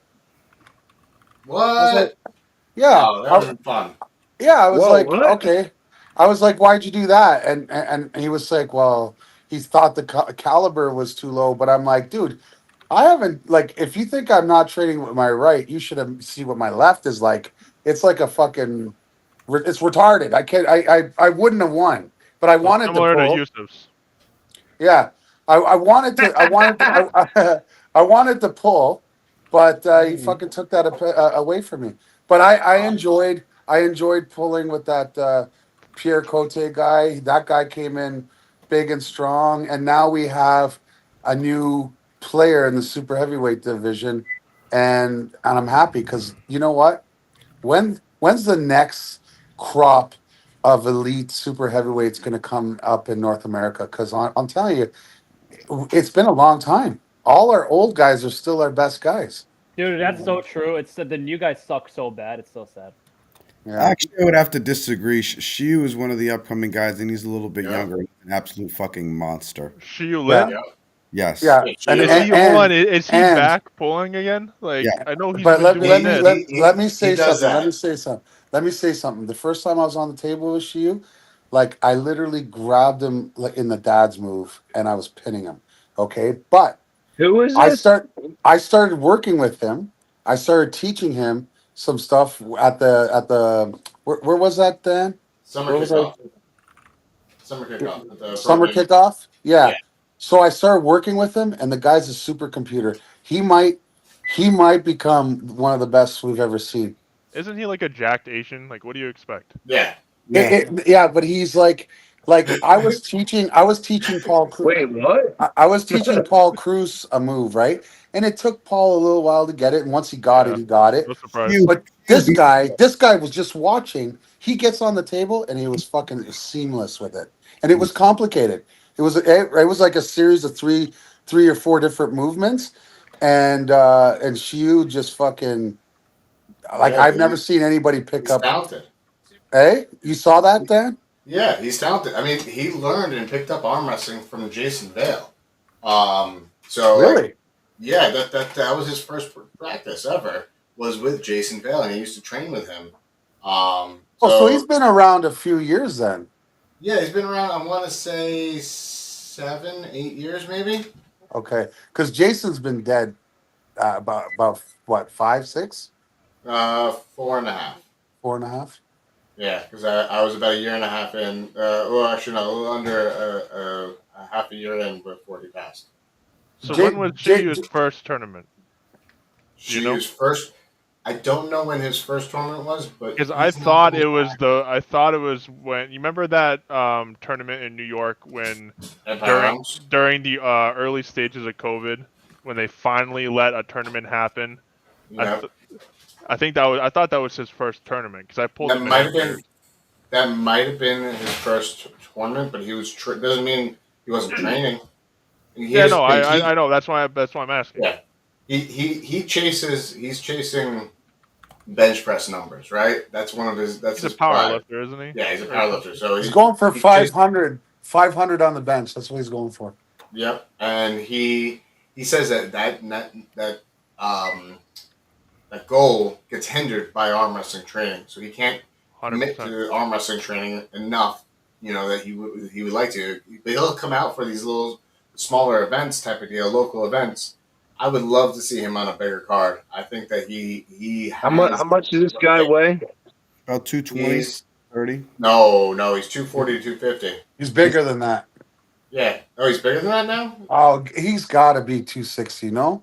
No. He's 6 foot. He's 6'3", isn't he? No. No, he's got to be a little bit shorter than that. Yeah, he's like had a couple. 6'1". 6'1". Yeah.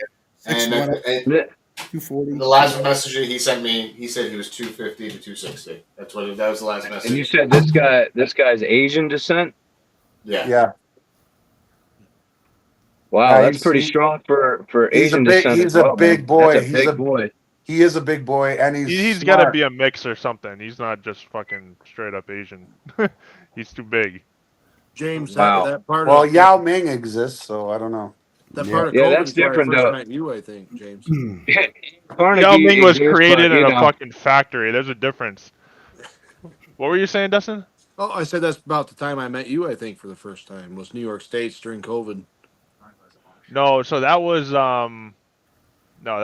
probably a year after. Oh, I know which one you're talking about. I think that was the one that the first time you pulled Eduardo, right? Yes, sir. Yep. Yeah. So I think that was about a year later. Oh, okay. Maybe 6 months later, something like that. That was my second major tournament for myself at the time that I went to was that one. Yeah, you fucking smoked me there. I remember that, motherfucker. Unsurprising. All right, Lee Gay. Get out of here. I'm gonna have to shoot home. So. All right, brother. Yeah. Have a good take care, Steve. We'll see you. We'll see you Friday, brother. Steve. I'll see you soon, guys. God bless, man. You too. Hey, we should have asked if Steve is going to convert all his events to Mac tables. I've been trying to get him to do it. I want him to too. I like pulling the Mac. I want to see more Mac. I've always wanted to pull on a Mac table. I wouldn't be surprised if you did. Jerome Loud has bought one. We just got to ship it out to him. Yeah, how much do they cost there, Fucking jackass, dude. I need to buy one. How much they cost, eh? We can't hear you. Ian, we lost you. Your audio. He probably. Ian, we can't hear you, brother. Do you guys hear that feedback? You sound like a robot. Oh, we're cooking. Sound like you're underwater, like having sex with a robot. Goddamn Canadian Wi-Fi, eh? Hey, Hey, Oh fuck. no! Oh no, we lost him. Hey, You should scare them away. You should, Prowler scared him away. As soon as I asked about a price, he logged off. That's crazy. Yeah, Yeah, he was right. pretending the signal was bad. He was like, and then he went like this. Yeah, aren't they like $1,200 though? Like for real? Yeah, Hey, what? Too late to I'm gonna convert. let him answer that when he comes back even on. if they're $1,200, I mean, you can tell that there's a huge quality difference. Oh, from big There's a time. major quality difference. They Like, are definitely very nice. I've never Hey, lifted one, Dustin, but when you Go ahead, bud. pulled on that, did you have any chalk on the pad, or did you have chalk on your elbow? Like, did it like rub any skin off or anything? I didn't have chalk on much of anything. Like I don't like a lot of chalk. So I don't know if you can. I don't know if you can still see right there. He There's had those that Oh, on yeah. elbow pad, you right know. there. So that's from practicing starts before I left. That was Thursday or Wednesday. We did starts just to hit the position, and took the hide off my elbows on traditional pads. But Oh, wow. out there, I had no issues with that. Like everything was fine.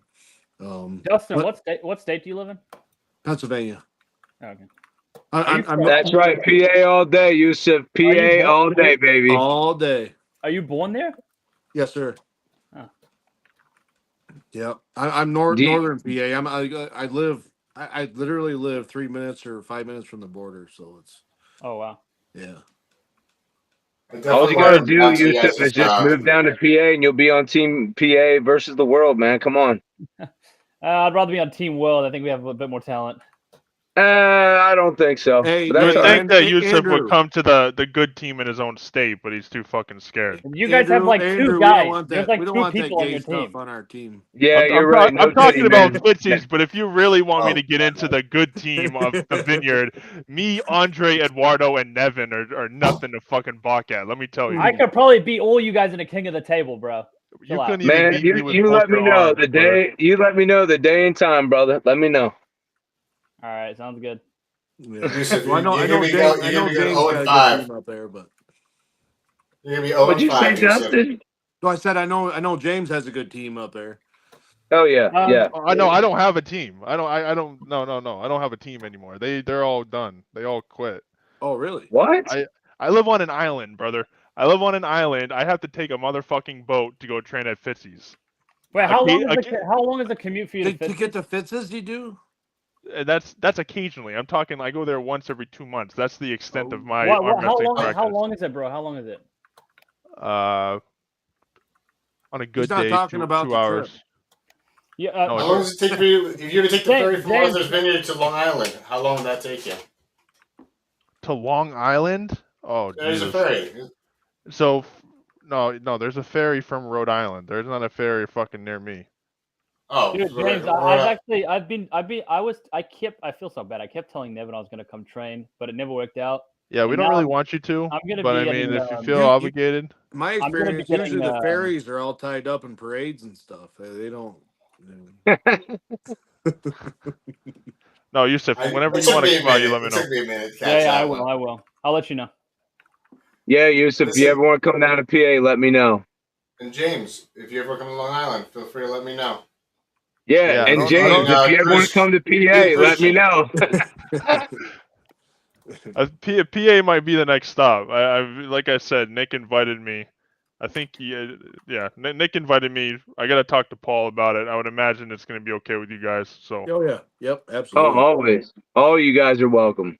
Appreciate that. Everyone's welcome to hear it as well. It's a long trip for me because he's 3.5 hours away from me, and that's not even including the boat ride and all the waiting and shit. So wow. And then I think it's another 4 hours or something. Well, I don't know actually what the distance is. Wait, where are you from, James? Martha's Vineyard. He's from an island off the coast of Massachusetts. What's it called? Martha's Vineyard. Martha's Vineyard. Okay. I could have swore I was capable of answering myself, but apparently not. No. You're kind of retarded. You never know. Yeah. Oh my gosh. This is true. So, oh my gosh. Andrew, while we have a minute, I want to tell you, buddy, that practice that I was at 2 weeks out from competition, that was Yeah. perfect. That was freaking perfect. You and Paul and Storm and all those guys like that. That was like I don't get to train for everybody else on board here. I don't get to train with those guys like week to week. And your last practice, you want to be able to figure out where things are at, like the progress you've made Yeah. and whatnot, and getting hold of Yeah. different hands and people, and like that was freaking perfect.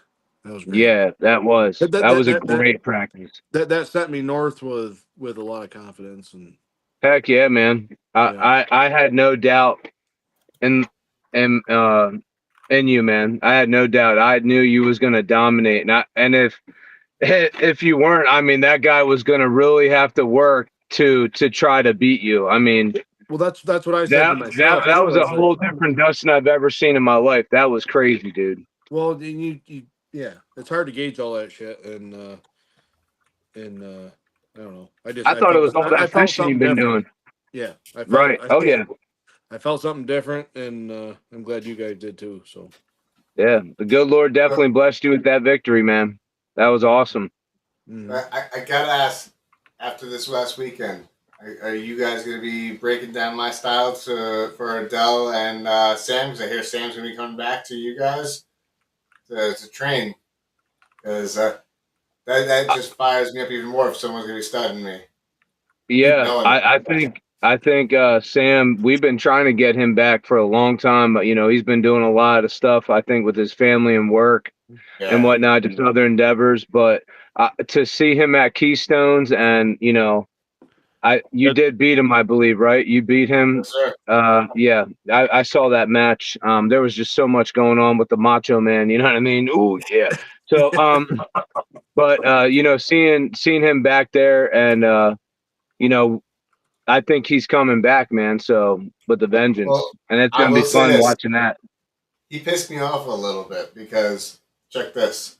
He comes in. I was like, "Oh, you're gonna be in the tournament, aren't you?" And I was like, "Fuck, I'm gonna go against Sam Harris. Like he's gonna be in the fucking tournament in the brackets with us." And he's like, "Nah, I don't think I'm gonna be able to make it. I gotta leave by a certain time, and I don't think I'm gonna be able to make it in the tournament." And I was like, "Okay, that's a shame. I'm looking forward to pulling with you."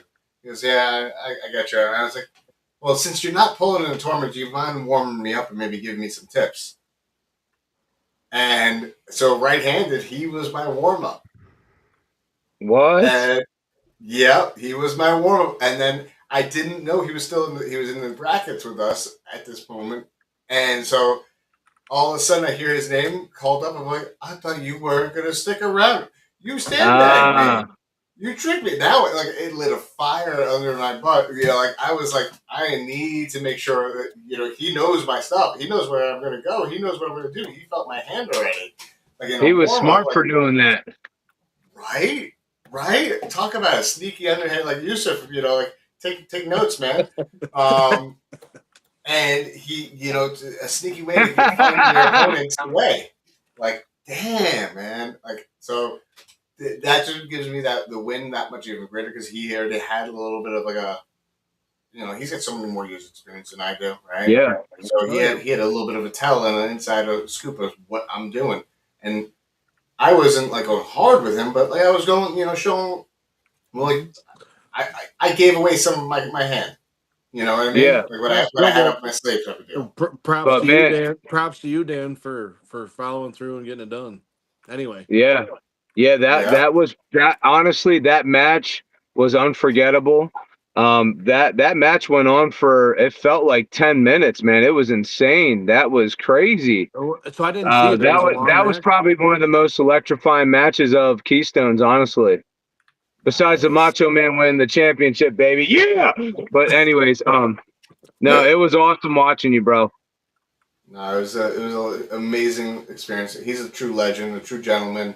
Dell is as well, and Jerry Sterner as well. All of them. Those guys.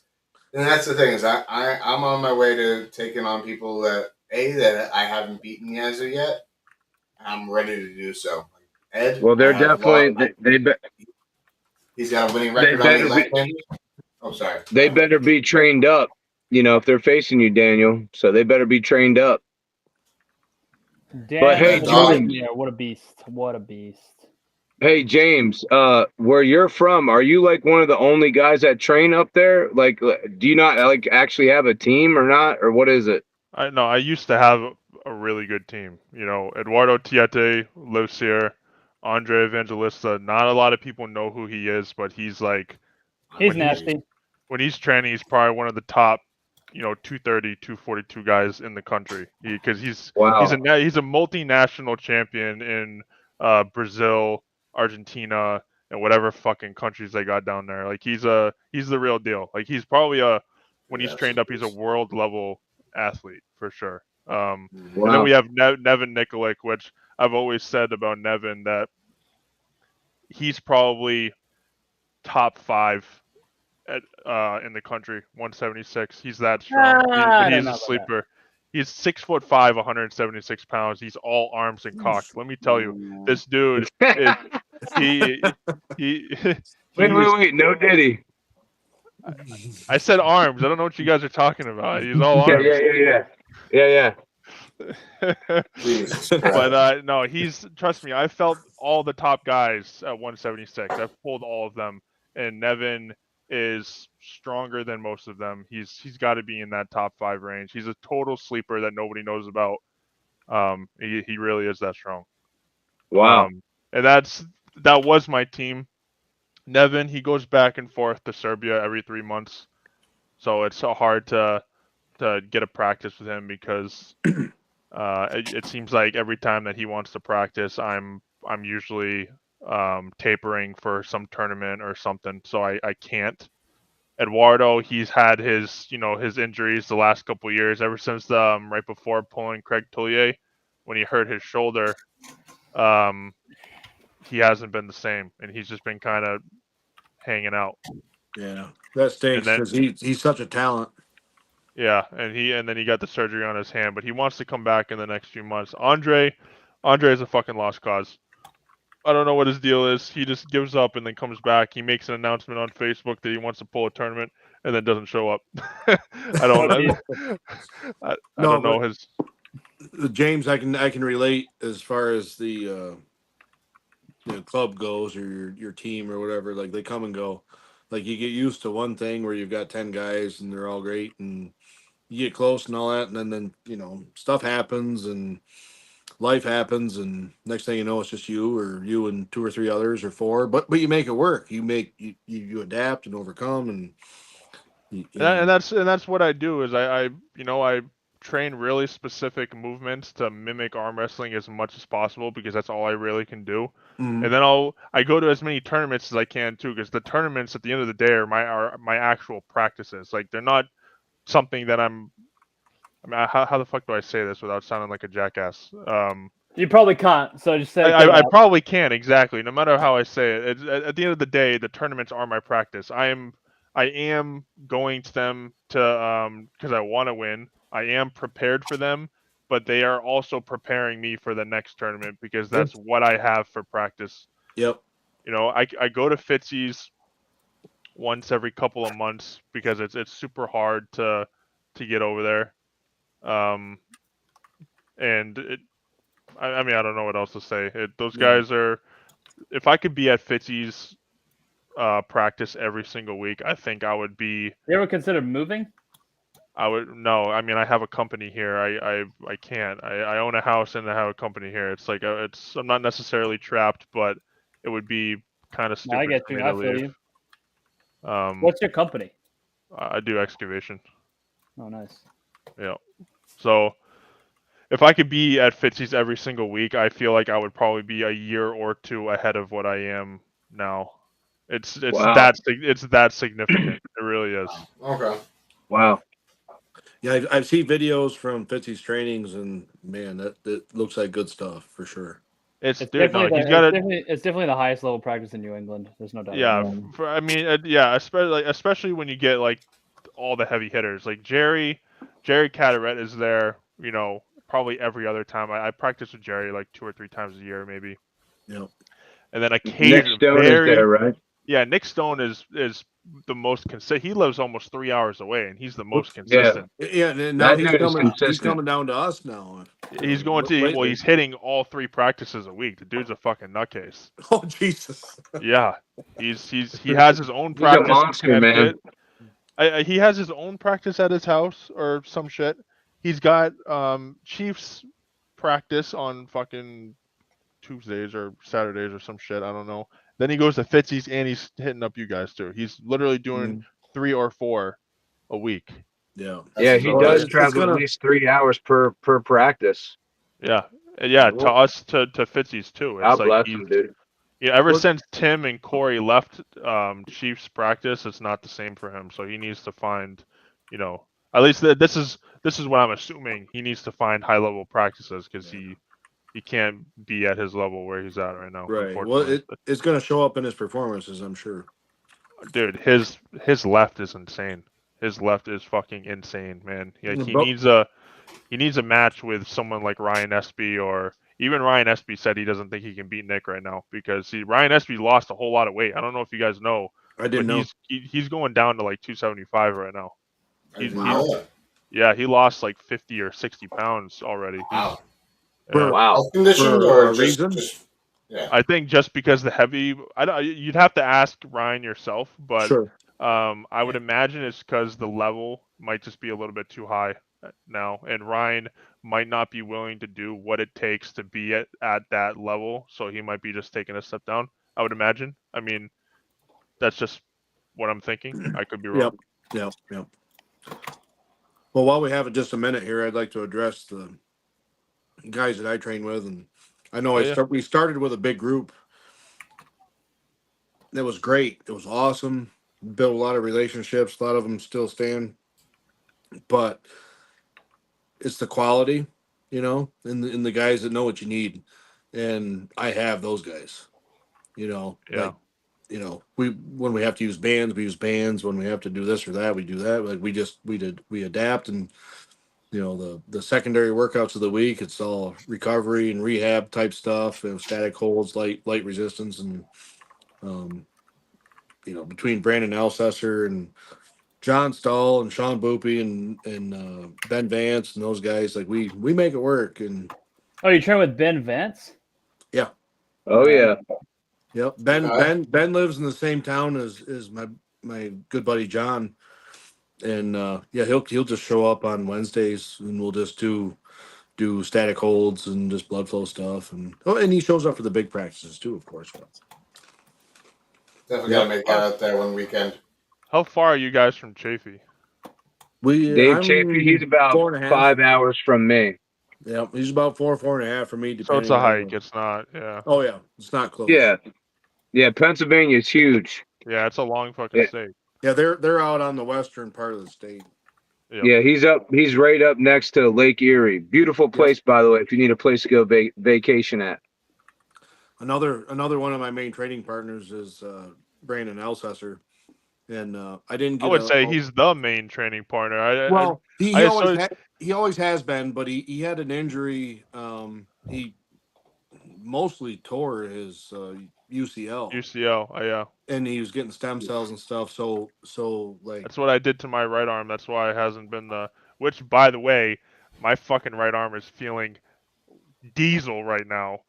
Good for you. I've been playing shitload of pickleball. Yeah. Been playing shitload of pickleball. I healed my elbow right up. Let me tell you, man. Good rehab. Fucking seriously, dude. It's. I went to practice at Fitzy's a few weeks ago, and my right felt ridiculous. Good for you. Wow. Yep. Probably stronger than my left, to be honest. For a lot of this training cycle, he was only able to do static holds and stuff, but it all adds up. It all helps. All right, guys, I'm gonna head out here. Thanks for having me, Dan. Good to see you guys. Thank you for joining us, Yusuf. See you, buddy. Soon. No problem. Have a good one. God bless, brother. Bye. Well, it's funny because people would always associate like you and Brandon together, like they associate me and Eduardo. Yeah, you know what I mean? Like they're they're kind of like a duo. Yeah, for me mostly that's true. And it was just kind of a thing with his injury that we weren't able to train as much as usual. But yeah, I remember watching Dustin and Brandon come to tournaments, and they always reminded me of the Bash Brothers from the Mighty Ducks movies. I was like, yo, who are these guys right here? Dang. Andrew, you went to Atlantic City, right? Yeah. We pulled at the bar, right? Yeah, we did. Okay, all right. I just wanted to make sure I was remembering correctly. Yeah, yeah. I have a lot of gray I'm areas too. surprised you remember anything from that night, James. Yeah, I know. Yeah, I didn't really have anything for you because I don't know. I was arm wrestling so many people that day. Yeah. And I wasn't planning on arm wrestling either, but I remember you were wearing a black t-shirt just like the one you're wearing, but it was black. And did you pull in that tournament too? Were you there? Oh yeah, I won that shit. Yeah, I won it. Dude, that's crazy. Because I remember you telling me you were like, I'm not 100% because I just got done pulling as well. But yeah, man, you're strong as heck. Thank you. Gents, Yeah, that was a lot of fun though. That was a great night that night. Yeah, it was a good night. That was a good night, man. There's a lot Definitely. of fucking people showed up in that bar. They were pissed because we wouldn't leave too. It was hilarious. Yeah. Yeah, I didn't get to stay there the whole night because my wife, she was pregnant at the time, and I'm about to get off here soon because my son, he's basically calling my name. He's 5 months now. Congrats, Gonna- bro. That's awesome, man. I'm Congrats, happy bro. for you. Thank you. Yeah, super blessed That's to have different. yeah. And Dan, thanks for having me on the podcast, man. This was fun. Look forward to more. And Dustin, good to see you. James, good to see you. You too, God brother. bless everybody. So y'all have a good night. You too, man. You too, buddy. Good one, man. See ya. All right, gents. So And then there were three. then there were three. So I'm looking forward to this upcoming weekend. I know you guys aren't going to be there, but catch it live. You know, make sure you guys are watching. And those who are watching, buy the pay-per-view, support arm wrestling. I look forward to seeing you guys at the next events, any next event that you're going to be at. Hopefully, we'll cross paths again, and I can kind of gauge where my hook's at with you, Dustin. Absolutely. Give me I'll any, see you in a couple weeks, Dan. Yeah, I'll see you in a couple weeks any which way. Oh yeah, that's right. I'll see you in 2 weeks. Dustin, are you gonna make it to the New York Smoke event? I don't think so. I'm not going to make that one. But I actually don't have anything lined up except for a potential November event with Okay. Mac. So I'm kind of open. I'm not going to just sit around and wait. I want to hit some things, but it's just got to make sense with the schedule and whatnot. Of course. How far is New York from you? Like, Well, I'm like 5 minutes from the border of New York. oh, gotcha. But these So it's a guys quick are, spot. we're like, I have to travel way east and a little north for these events. So it's like 4 hours. Yeah, So it's not Gotcha. terrible, but gotcha. Well, that's how far it was for Harrisburg for me. About 4 hours to go to Keystones, but it's only once a year, so it's not a big deal. yep. But you know, anytime that you guys want to hop on, you got something coming up, you guys want to, make an announcement, feel free to shoot me a message. I'll get you guys on the show. All right, buddy. Appreciate that'd be you. cool. Yeah, man. Thank you. Have a good one, guys. All right, you too, Have buddy. a good See you, night. See you James. guys. Thanks for watching. Hey, man. It was good.